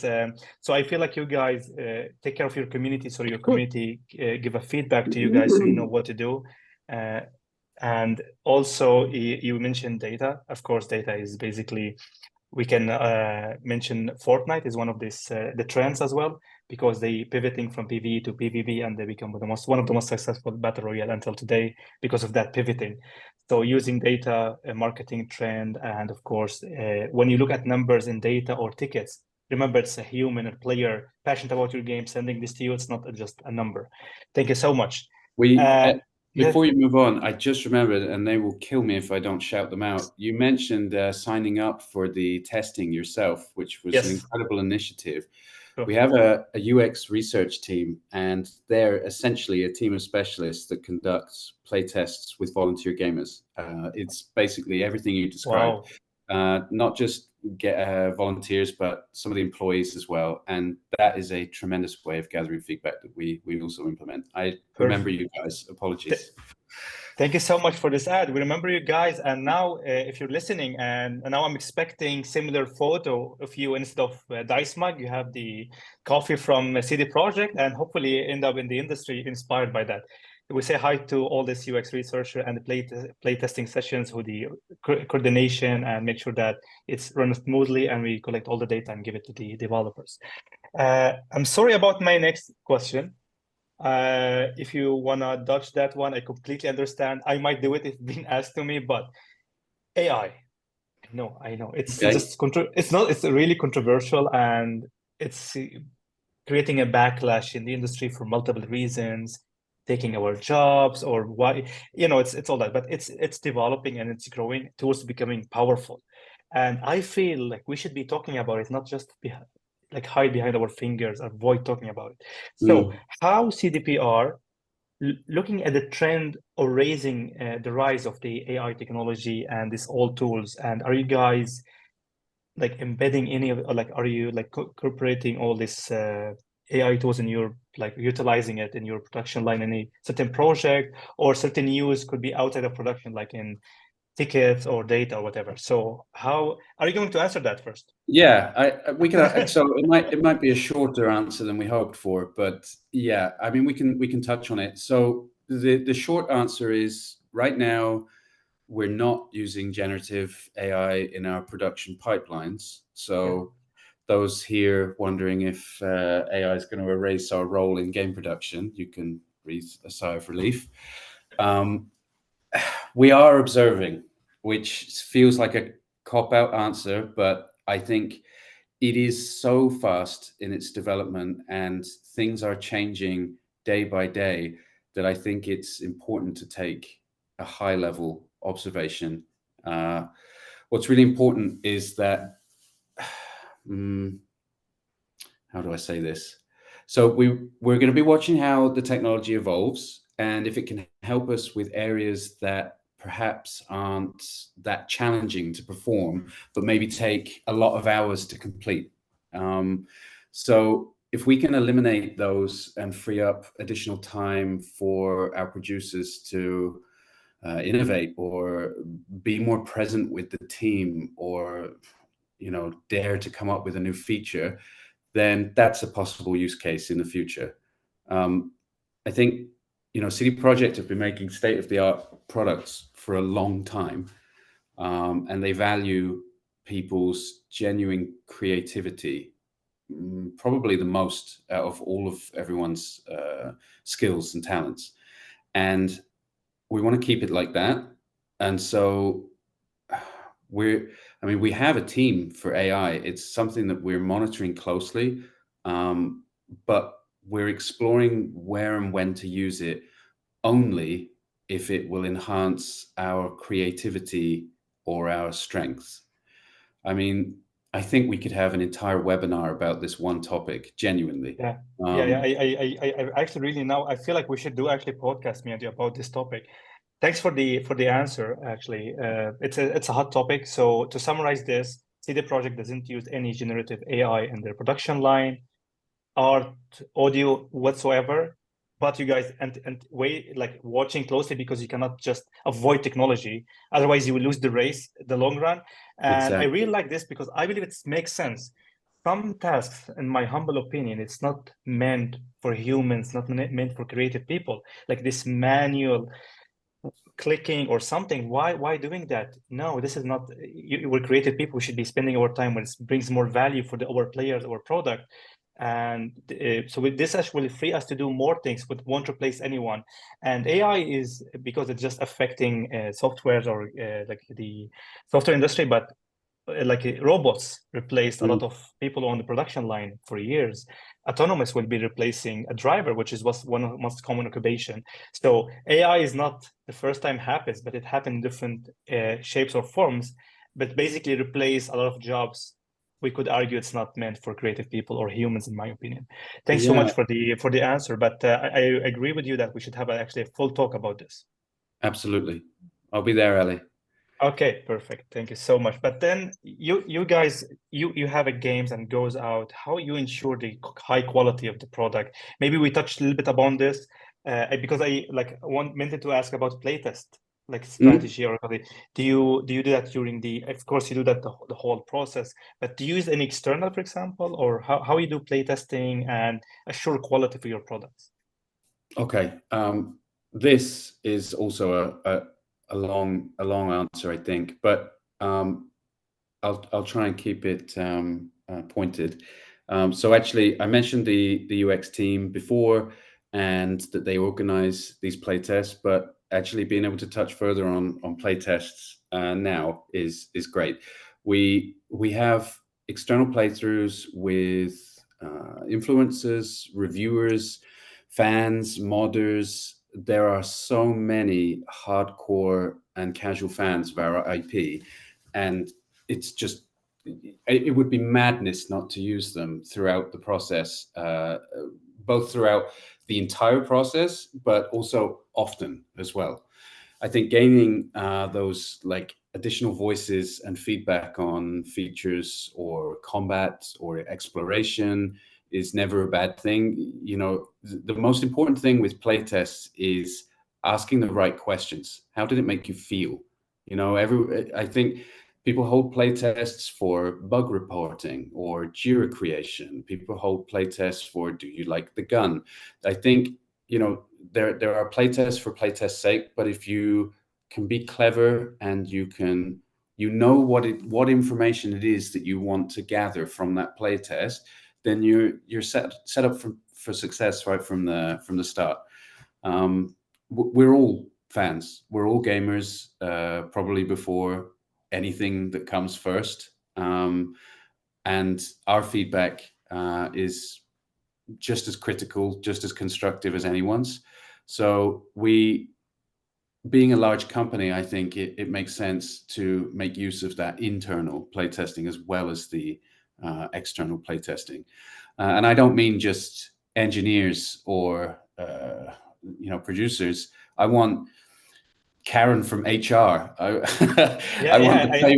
want the payroll team to come in and have a playtest. I think everyone that may or may not touch that game, they should have a they bring a different perspective. You will be testing your onboarding, because we have a lot of, like, we know that every FPS shooter know like how to shoot with the left, and how to reload with R, how to jump with space. So we believe that everyone knows that. Then we start our game and you bring someone from HR or business or marketing. Oh, please test the game. How do I jump? Oh, space. You don't know that? I mean, it's not. So this is like a learning you can learn from having different target audience, not only the ones that should be playing the game. Like, test with the different perspectives brings a lot of insight. And you said something really like that, because I used to be QA lead. Be focused. What's the aim of this playtest? What are you trying to achieve? Because a lot of people aim for, I don't know, whatever counts will be good. That's really a bad way, in my opinion. It should be focused, and should have a survey at the end if you want to test only the gunplay, only the jump, only the graphics. What exactly you're aiming? If it's fun, even if the game fun is by the look. Did you feel it was satisfying shooting enemies or climbing a rope or something? Because the game feel, it's a whole field in itself. If you're going to start, and you should start play testing as soon as there's a build that stands up, that boots and can be played, I think a lot of people, and there are people, Piotr, I'm looking at you, that come from outside the gaming industry and maybe have only played a few games and aren't really sure what you're supposed to be looking at. If you jump in a way before pre-alpha, even a vertical slice build or a horizontal slice build, your immediate reaction is, well, this looks horrible. I'm not going to pay any money for this. And you're missing the entire point of the playtest. So yeah, really find what you want to be delivered from those. And so we take the chance to say hi and thanks to all the amazing QA people. You're amazing. Without you, there's actually our game's unplayable. Because if the game is crashing, doesn't matter what kind of experience we're delivering, doesn't matter how good the graphics looks or the gameplay. If it's crashing, it ruins the whole experience. So thanks to all amazing QA everywhere, and all the playtesters and the passionate players who join the playtesting. So this clap for them. My last question for you, and I believe there's a lot of people in this meeting. I'm so happy there's a lot of people who stick until the end, which is like, hopefully they are enjoying the talk and being inspired.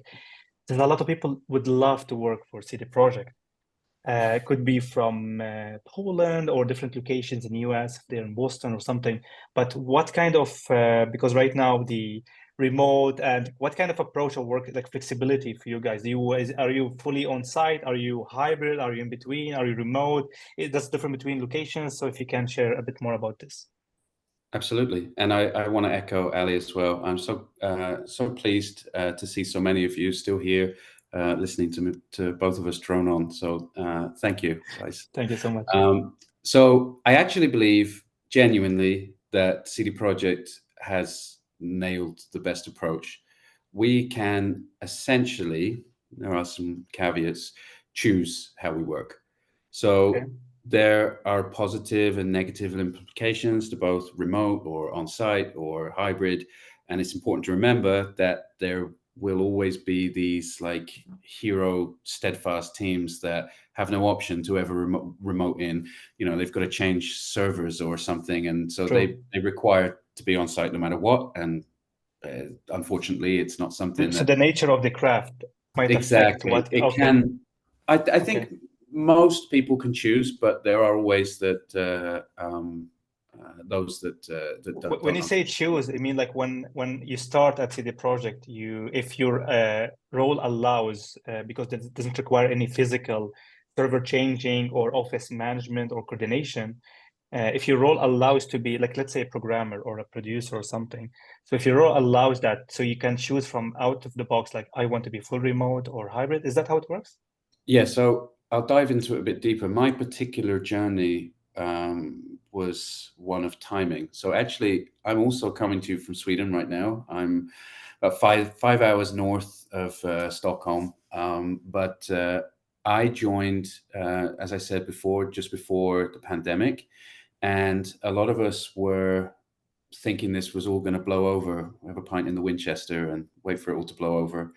And it didn't. Initially that offer was, well, we'll put you up in an apartment where you can quarantine for a few weeks, to actually, we'll send you a laptop, we're going to see how it goes for a month, to, okay, we're sending everything, you work from Sweden now. But after the pandemic ended, they carried out a number of surveys. They brought in specialist external teams to chat with the developers, and they came to a decision based on everybody's voice, which I think was super important.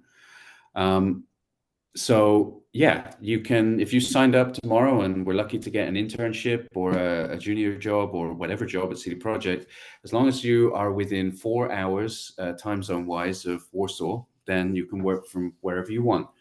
So we'll go into it a little bit. The on-siters, they're going to get the birthday cakes. Oh my God, that's clever. Now we're talking. Yeah, Okay. So actually, like Sweden, there's a pretty healthy cake culture in Poland, and CD Projekt for sure. They have Fat Tuesdays and everything, but those, hey, I bought some things in, they're in the cafe, like that cannot be overlooked. But other things like, I don't know, those water cooler conversations that you bump into someone and you weren't intending to speak with them, but actually you learned something really valuable in that 5-minute coffee chat. And they offer things like if you cycle to work, you get reduced money off your meals. They have a full restaurant in the studio, so you can get cheaper food. I am fully remote, so remoters can remote, which is great, but I think it's super important to tell everyone here that remoting looks perfect on the outset. Oh, well, I can wear pajamas from the waist down, or I can get a cup of tea whenever I want. I think all of that's true, but I personally feel like I have to work 3 times as hard to maintain those relationships, to build those stakeholder relationships, to have those people I can reach out to. Because if you're not there and you're not present, then people forget about you unless you're reaching out. So, having to build those relationships and learn everybody in every department, because as Ali said, we have people reporting to us, but we're not their boss. If you need to know someone from a video team or something, the only way you're going to do that is walking over there and speaking to them. And it's hard doing it via remote. The influence will be different, right? Because what's hard about our job, because we don't have the authority. If you're a manager and you tell a person, okay, you need to do that, and tomorrow you have started a discussion with that person, it's going to conflict of interest. But we are producers, we need to use our influence and build a trust with the team that we know what we're doing, so they can actually follow our leads and be cooperating with us. And I can see this a bit challenging if you do that full remote without any FaceTime. I mean, exactly, videos helps, but not like face to face. Yeah, you don't want to be circumventing the normal channels, or poaching.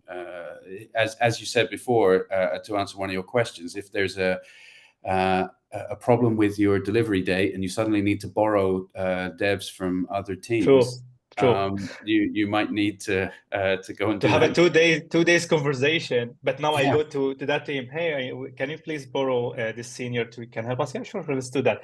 And he said something, we call it the coffee machine, or the coffee machine chat. Yeah, those chats inspired people to do something we call Passion Week, to do an amazing project in live for the players, starting from a coffee machine. Let's do this, whatever X I cannot say now. And so it's hard to replicate this kind of side chit chat in remote. So if you ask me, I believe being hybrid is the best. Like, give people the possibility to work remote. If this allows you to hire good, amazing talents from abroad. But being on site for the big workshops a few times a year, nothing can beat people sitting in one room being creative with sticky notes and be crazy about the game's ideas. I believe just like the brainstorming and the synergy will be completely different. So I completely agree with you. For me personally, I think the hybrid approach gives you the best of both worlds. And I travel to Warsaw a lot in order to maintain that hybrid side of it. But what I like about CD Projekt's approach is that it is a personal choice. Hybrid might be best for me or for you, and on paper it looks like it should be the logical choice for everyone. But this industry is full of introverts or That's actually true. neurodivergents who can do a better job than I can, but they don't like to be on camera, for example. True. And I think putting that choice in the employee is a really bold step, and I'm grateful for it. I completely agree with that, because I start to see a trend that some of my team members, they do certain tasks from home because it requires different focus, they want to have focus time, and certain tasks they do at office because you can coordinate with the different team members. I cannot thank you enough, Ryu, and thanks so much for you joining and being here. Thanks for CD Projekt, the amazing strategic partner for Futuregames. It was like I completely forgot that actually we have amazing people stick at the end. I feel like me and you just having a really amazing chat about the game production. Hopefully everyone in the chat and be here get some inspiration, get something they can look forward to. Do you like to say something, add something to the chat, Ryu? I just want to say thank you as well. This is my first webinar, so I was pretty nervous about talking about it, but I think being here in this relaxed conversational manner, it allows us to be more vocal and I think about our answers and be more honest and open. But yeah, it's just a great opportunity. So if it's useful for everyone here, wonderful, and I'd be happy to come back again. Likewise, if you guys really like what you had today, please write to us in the chat or reach out to us directly or to Pewter so we can have more different topics, next time we could different colleagues from the same companies talk about art or different areas that you're interested in.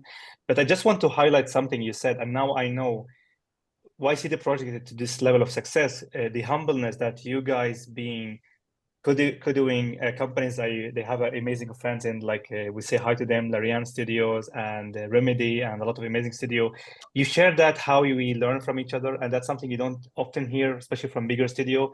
So could this you guys being so open about we learn from each other, we get inspiration, we add our own touch. That's how it works. So thank you so much, Rio. And Piotr, how we look on time? I feel like we dragged a bit because it was amazing conversation. No, I think we are good. There's a lot of questions. Really? We will manage. Yes, we have still half an hour to Okay. Wow, I didn't know that. I was a bit stressed that we dragged a bit too long. So we're actually perfect. See, we are producer in DNA. I think with this number in the audience, I will ask you guys to stay with us. Ryu, if you can make 30 minutes more, it will be great. Let me share my personal comment, because this is a personal learning curve for me as well. And, meeting with Ali and meeting with people like you, Ryu, from CDPR, I see the complexity of the, CDPR working culture and the philosophy behind it. So, digging deeper and deeper and getting to know people from different departments, I start to realize how well crafted it is. And I then also, because we had some kind of question mark, why why CDPR was the company who responded instantly to Futuregames inquiry about being sponsor, supporter, and we became, for a reason, a strategic partners in it. So now I see and I understand more and more what's behind it. So I think you are also aware of the whole picture of the industry and how important the, going through the stages and of education, getting this experience, soft skills, how important all this is. And Now I understand also why CDPR funds 8 scholarships to our students, and why we'll be taking our interns. And I really appreciate your involvement in, teaching our people, our students, and coming on site and sharing your expertise. And by the way, Ryu, be sure to drop by for a coffee to the school. Don't be a stranger. We are 100. I would love to drop in. Absolutely. Whenever you are in Warsaw, just join us. Guys, there were a lot of nice questions in the chat. But I see a lot of people also raise their hands. So we will give the first. Will be those who raise their hands. So Giuseppe, please feel free to ask both Ryu and Ali. Yeah, thank you. I have a question about communication. About Cyberpunk. So you told us, it's a question for Ryu, of course. You told us that the game was like changing somehow, like during his development. Like my question is like, did you have like a design document like upfront, and was it like very detailed? Because I'm reading something about it, and many people advise that, okay, you should have a design document, but it shouldn't be too much detailed because the game evolves like during its development.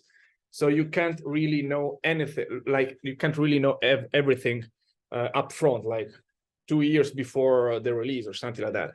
And also, like, if something changes and you update that document, maybe it's not the best way to inform like all people working on it, because it's kind of a big document. So how did you solve that if you had this problem? Thank you. So thanks for your question, Giuseppe. It's a great question. I think it's yes, we had them, first of all. Secondly, I think it would be impossible to work from one master sheet for every single department and every single team.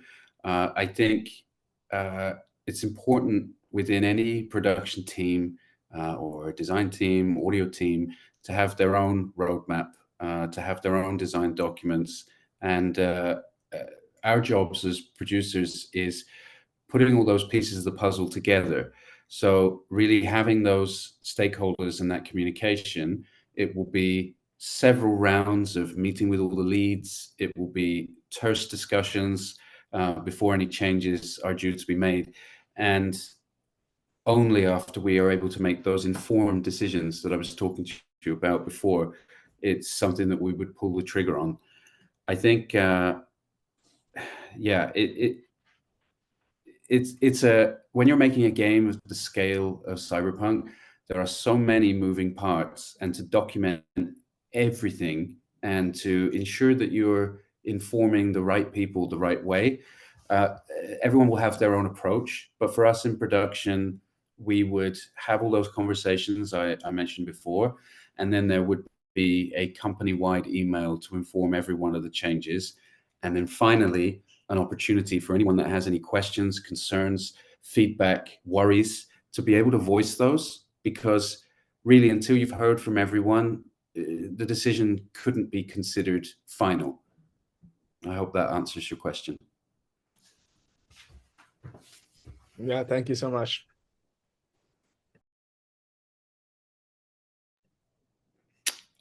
I will pick another question in lieu of Piotr.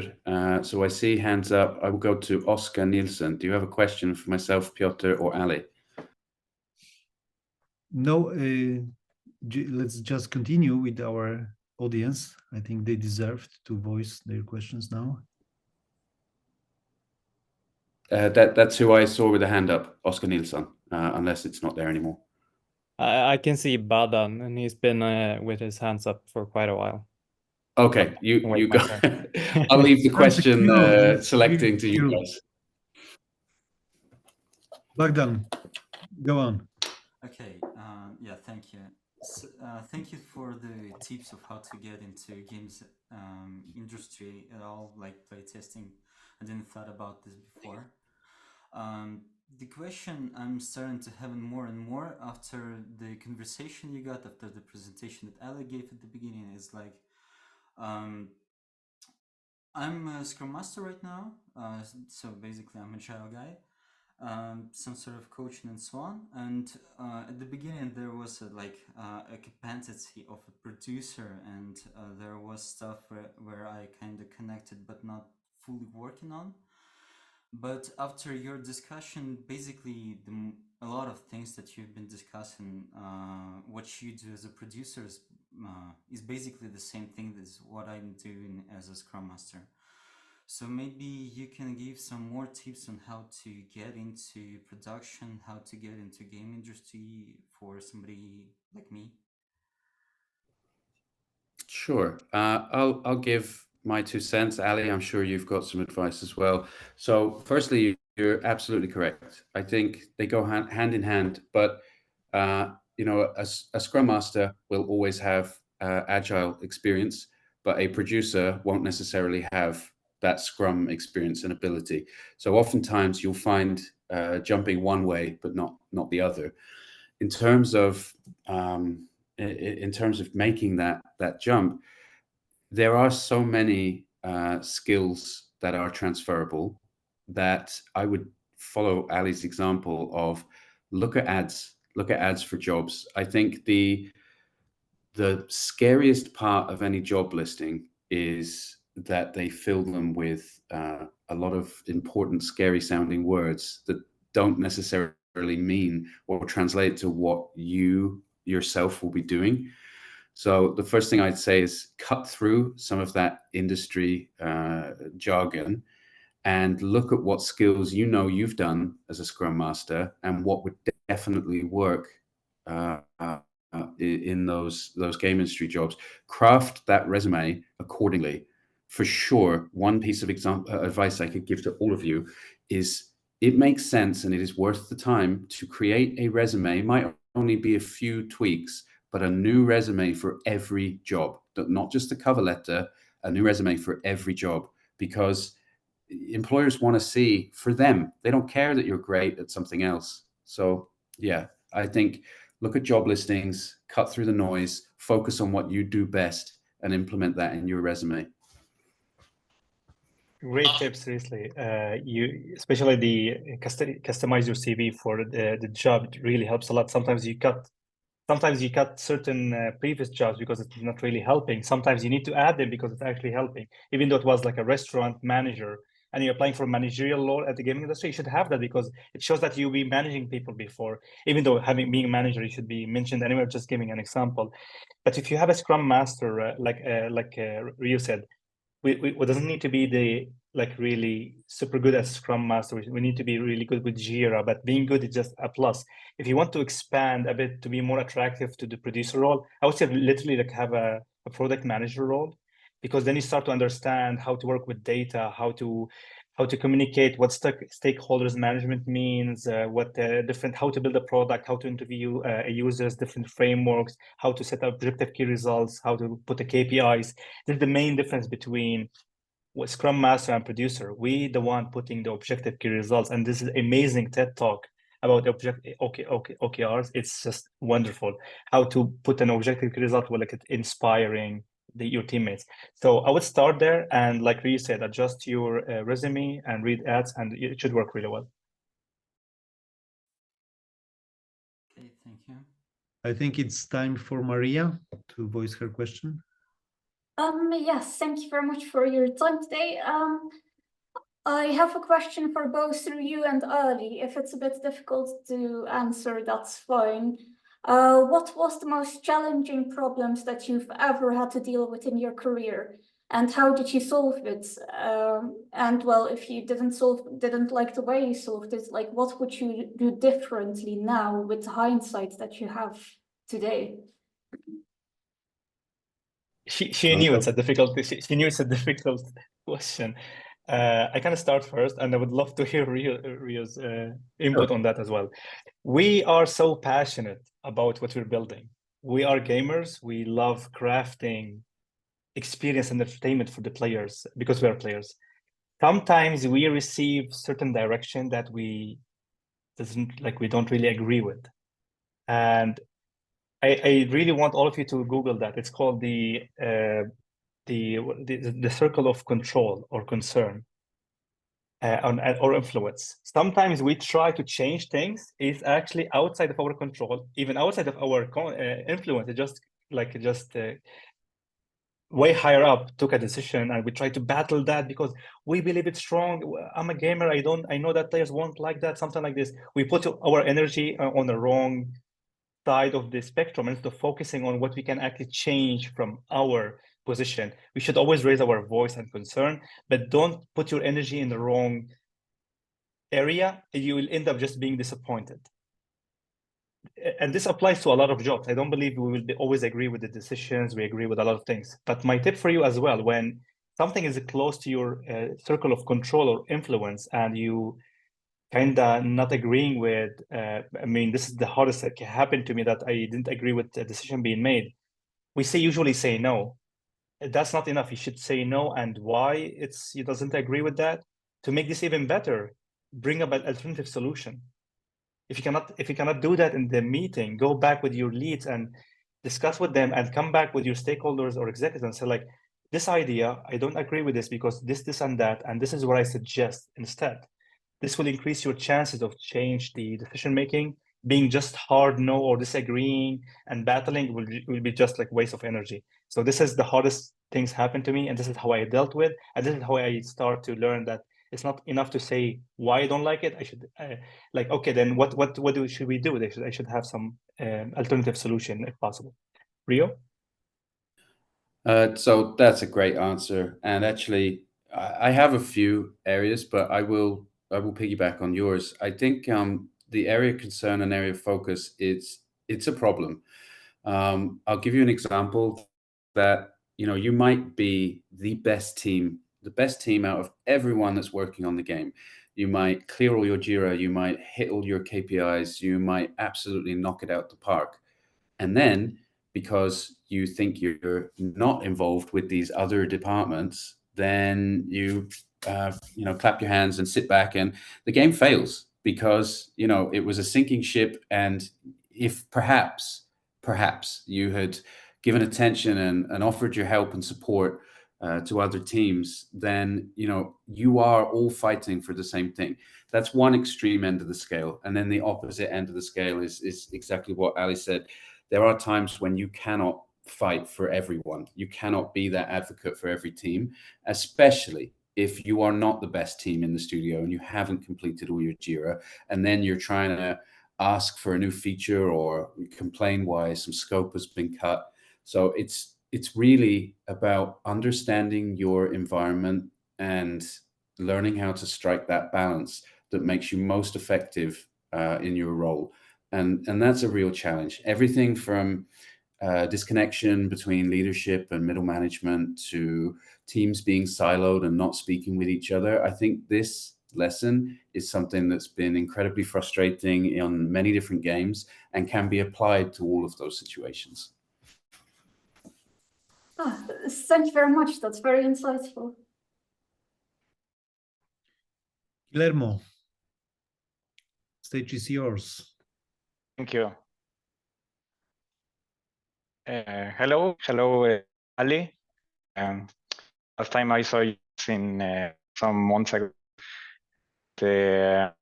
Rio, thank you for it. It was an amazing, and I got a lot of wonderful days. But two resonate strongly for me. So one question for Ali, one question for Ali. You talk about role of producer is to be a therapist of other team members, but nevertheless, there is a personal side of the equation on how to deal with at the personal level with each individual, and I would like to know your ideas about it. How do you work with that part? And for Ryu, interesting this idea, like to vision and vision at the kickoff phase of the project, and related to the milestone planning mentioned that. So my question is, according to that, your connection is freezing, and we hear like. Yeah, I'm really sorry, Guillermo, but I didn't catch any of the question to myself. Can you please type? I got my question, but if you can please type Rio's question in the chat, because I can answer mine. I tried my best. I listened. See, listening is one of the superpower of producer. So I can start with mine, and please type in the chat your question. And it's nice to see someone from TGA in here. You asked about, I said that the producer is not the therapist for the team. It's not our main job. It's something aside we should acquire. Knowing people as a producer is a key, because you need to build a trust. You're not their manager. They need to follow you and the instructions and your vision, and need to trust you, and you need to trust the team. It's a trust relationship. And you cannot achieve that if you don't understand what motivates your team. So sometimes when someone's saying, when you go to your stand-up and see the same person stuck with his ticket for so long, doesn't mean that just give them more time, you'll be a good producer. No, they might actually need a help, but they are like shy to ask a senior person. Or that could be alarming that actually that person is bored of that epic and they would try something else.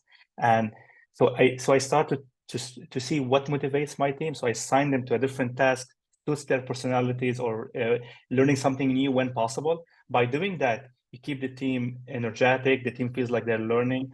So this is how important. And when you start to feel one of the team members are not performing to the expectations, or if they are seniors, they are not leading, then you need to have a good relationship with their managers. You need to say that I start to notice that person is not delivering lately. Is that something personal? Or you need to check on them. So basically, you need to be aware of your team's feelings. But like I said, you're not their therapist, but you're the key of making sure everyone is happy, and the managers can take actions when it's getting serious. So this would be my answer to your question. Thank you. Guillermo managed to write his question in the chat. I've got it. So, yeah, it's a great question, Guillermo. Micro and macro vision in your work, and how do you translate between the two? It's a lot of meetings, I think, is the easy answer. You have these high-level goals, like your milestones, like your feature delivery, like a vertical slice. These are your macro goals, and require constant check-ins with everyone. Your micro vision in the work, perhaps, I don't like the color palette on these leaves or something this week from that build yesterday. I mean, it really depends on what sort of a producer that you are. For a more senior producer, they're going to be more focused on the macro level. They don't care how we get to that level of quality. They just want to see it by insert date here. If you are a junior producer or an associate producer at the lowest level, that might be your life for the next 6 weeks. But the senior producer may not even view anything to do with it for 2 weeks. So I think, depending on the scale of the game, depends on how many moving parts are that make these things happen. And for myself, on a previous title, I found myself jumping between the two, wearing both hats, ensuring that we're hitting these high-level goals, but also being there and speaking with engineers or developers about, small JIRAs that are in that particular sprint. Again, it's all about balance, because if you get blinkered and you focus on one and not the other for too long, your eyes are off the game and something's going to steer off the track.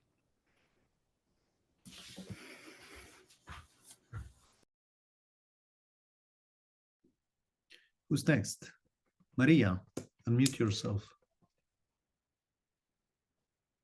Oh, oops, I forgot to lower my hands. Someone else's turn is now, I think. Okay, then it's Shining Bind again. Okay, so this question is for Mr. Ryu.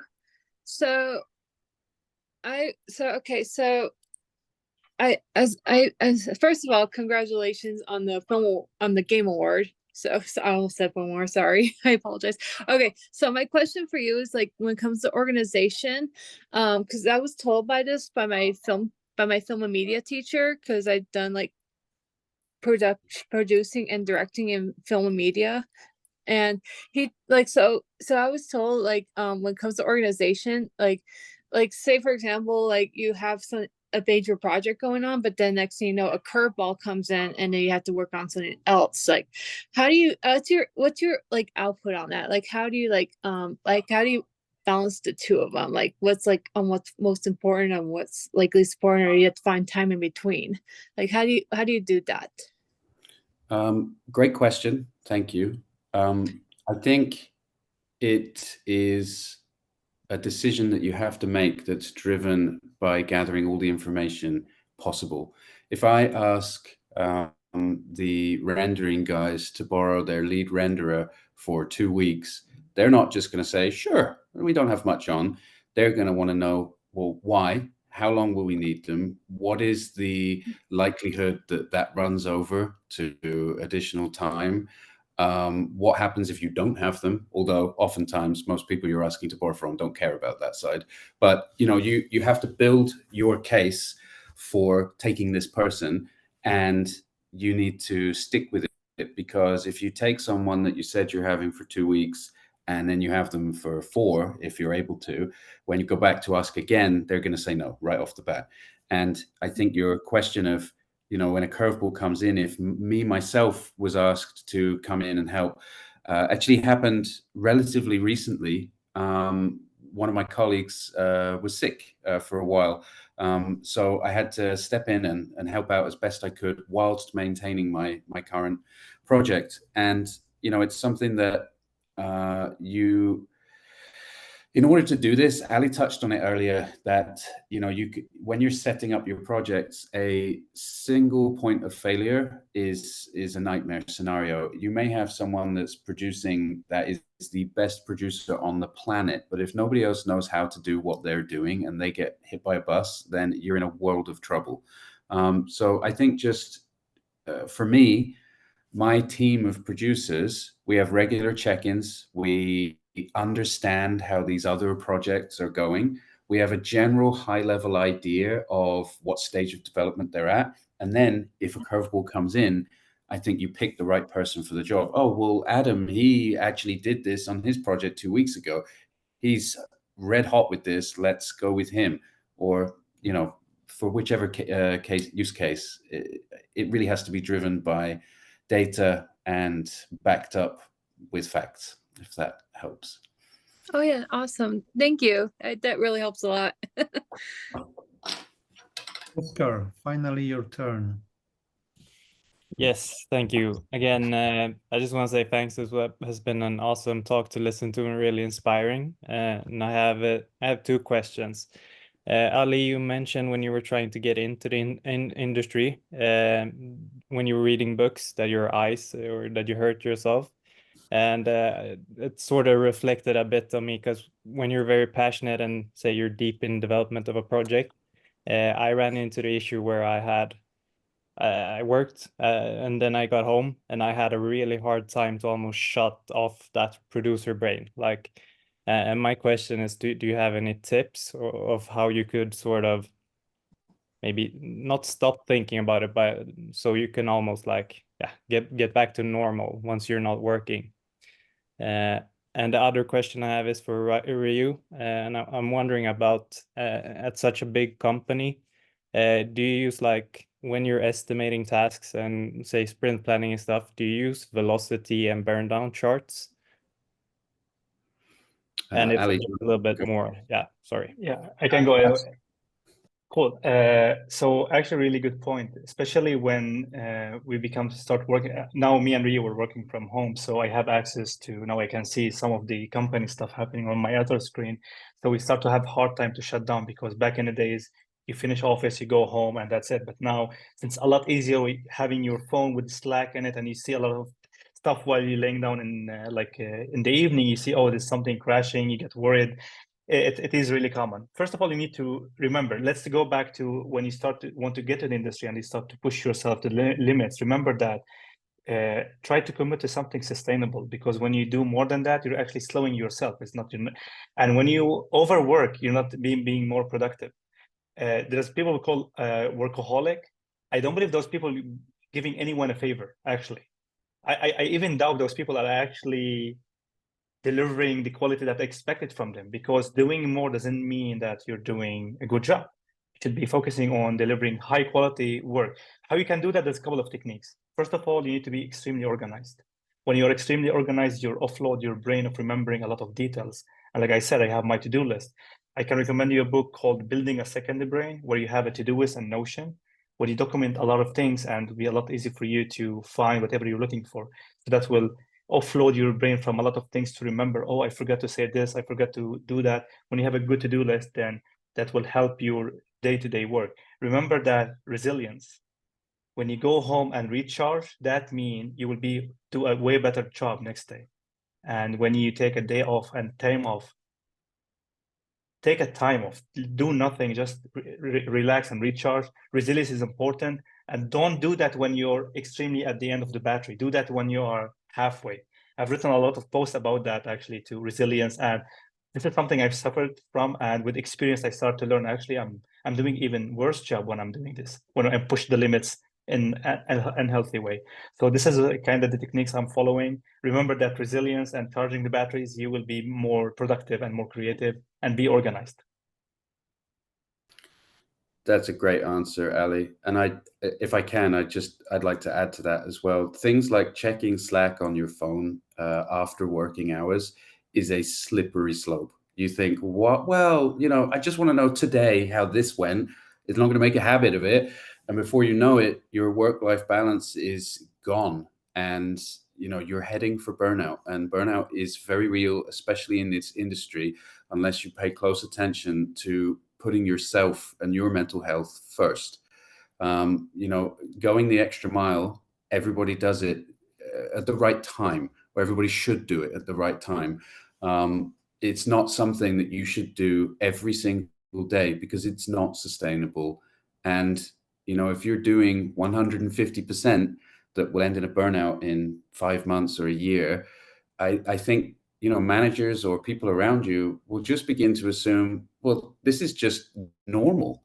You're breaking your neck to achieve double what you normally do. But if you do it for long enough, people will just think that's what you do. And when you have that burnout and you go back to a normal, healthy work amount, you then look like you're a worse employee because you're doing less work. There's no winners there at all. Sorry, I didn't mean to hijack your answer. No, thank you so much. Actually, thanks for actually bringing this, because I believe this kind of what the audience expects from us, this kind of like really the secrets of like how you sustain a healthy work environment. Plus, you are a producer. What kind of signal you're giving when you are answering Slack at 10 p.m. is basically telling all the, especially junior people, especially please, if you're a producer and having junior people from the school, they're extremely passionate, keep eye on them, because they might burn out themselves out of the excitement. So when I got students, I got like 5 students this year alone. I was like, take it easy. Okay, why still here? If they see me answering in weekends, they believe, okay, that's what I'm expecting from them. If our producer is overworked, we should do that. So remember that you're also a producer, you are a leader. Producer is a leader. Keep that in mind, guys. And whatever you do, whatever you say, it will affect the entire team and the direction of the team. So to be a good producer, you need to be a good example. And being a good example means you stick to the working hours, be full of energy, and do your job as best as you could. So I just want to add as well that outside of watching Futuregames webinars, which are obviously the most informative and best way to get industry inside information, I follow a podcast called Build Better Games, and it talks about this in production and being a leader. And if you have the opportunity, I would advise giving a listen. They say some really valuable stuff, and actually a lot of these episodes they do, if you don't have the time to listen but you're a reader, there are write-ups they do of the main points that are covered. But yeah, I find it a really useful source of information, because sometimes you might be the only producer at a certain phase of a certain project, and hearing somebody else's experience or voice of them going through that same area, it's really useful. Now we need to say hi to Benjamin and Aaron. They're amazing people. Thanks for mentioning that. Building a better games for producers is like a gold mine of information and how to spot a bad producer, thank you so much for sharing this. And I'm really sorry, I will get to your question now. Burn down sheets and velocity. So through regular production, yes, absolutely. Through vision, pre-production, where you're standing up the game, it's not always easy to immediately identify the velocity. I think teams hit their strides, and that's not an excuse to not use story points or velocity measurements.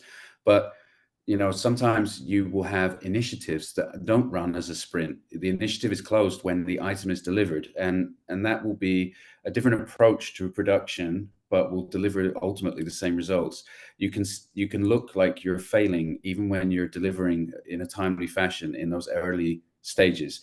So it really depends on the situation, but in terms of pure production, straight development, absolutely. All of those gadgets, charts, sheets, everything, they're the bread and butter for doing our job and really give us a high level overview of how the health of the team and the health of the sprint is doing. We got there in the end. Awesome. Thank you very much. Ali, it really resonates what you're saying with me, and I would actually should wrap up taking your words seriously and advices right now. I would, but I would ask, can we go maybe not one more mile this time, but one more question? Absolutely. Absolutely, sure. Okay, Joachim, your chance. And just to add before the question, I see a lot of guys here still having their questions and a lot of questions in the chat.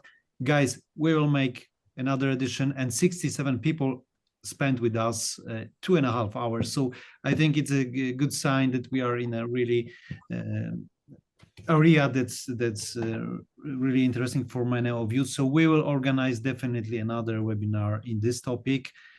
I don't know if Ryu will be kind enough to join us, but we will definitely cover this topic. And now, please, Joachim, ask your questions. Joachim. Howdy. Can you hear me well? Yes. That's terrific. So recently I've taken up game studies, which is directly linked to film and media studies. So it's not about design, but more like research and theoretical approach. And I was wondering if you both think there is a place in the industry for researchers who don't necessarily develop or design anything themselves, but instead analyze and like look inside like games as a form of cultural expression, or hopefully I made myself clear. Do you want to take this, Ali, or shall I? You can take this. I can chime in. Sure. So I think people will be surprised at areas that they think have nothing to do with gaming or will never be applicable or have no value, and will not realize that we've been using alternate sources for information or for development for years. I think in terms of securing a specific role, searching on LinkedIn for that particular role, it's not going to be as common as it should be, maybe. However, we have researchers or people from multiple disciplines that will reach out to the studio. Hey, I think I can bring value here, and these emails, they get read. One thing I will say, I get a lot of LinkedIn messages from people offering their services for testing and QA, and I'm not the right person to say yes or no to those. But direct contact with a studio, if you feel you've got value to offer, and you reach out to the correct channels, then for sure, absolutely anything's possible. And I urge that to other areas or disciplines that perhaps don't feel like they have value. We just might not have heard it yet. And if if you make that pitch, then why not?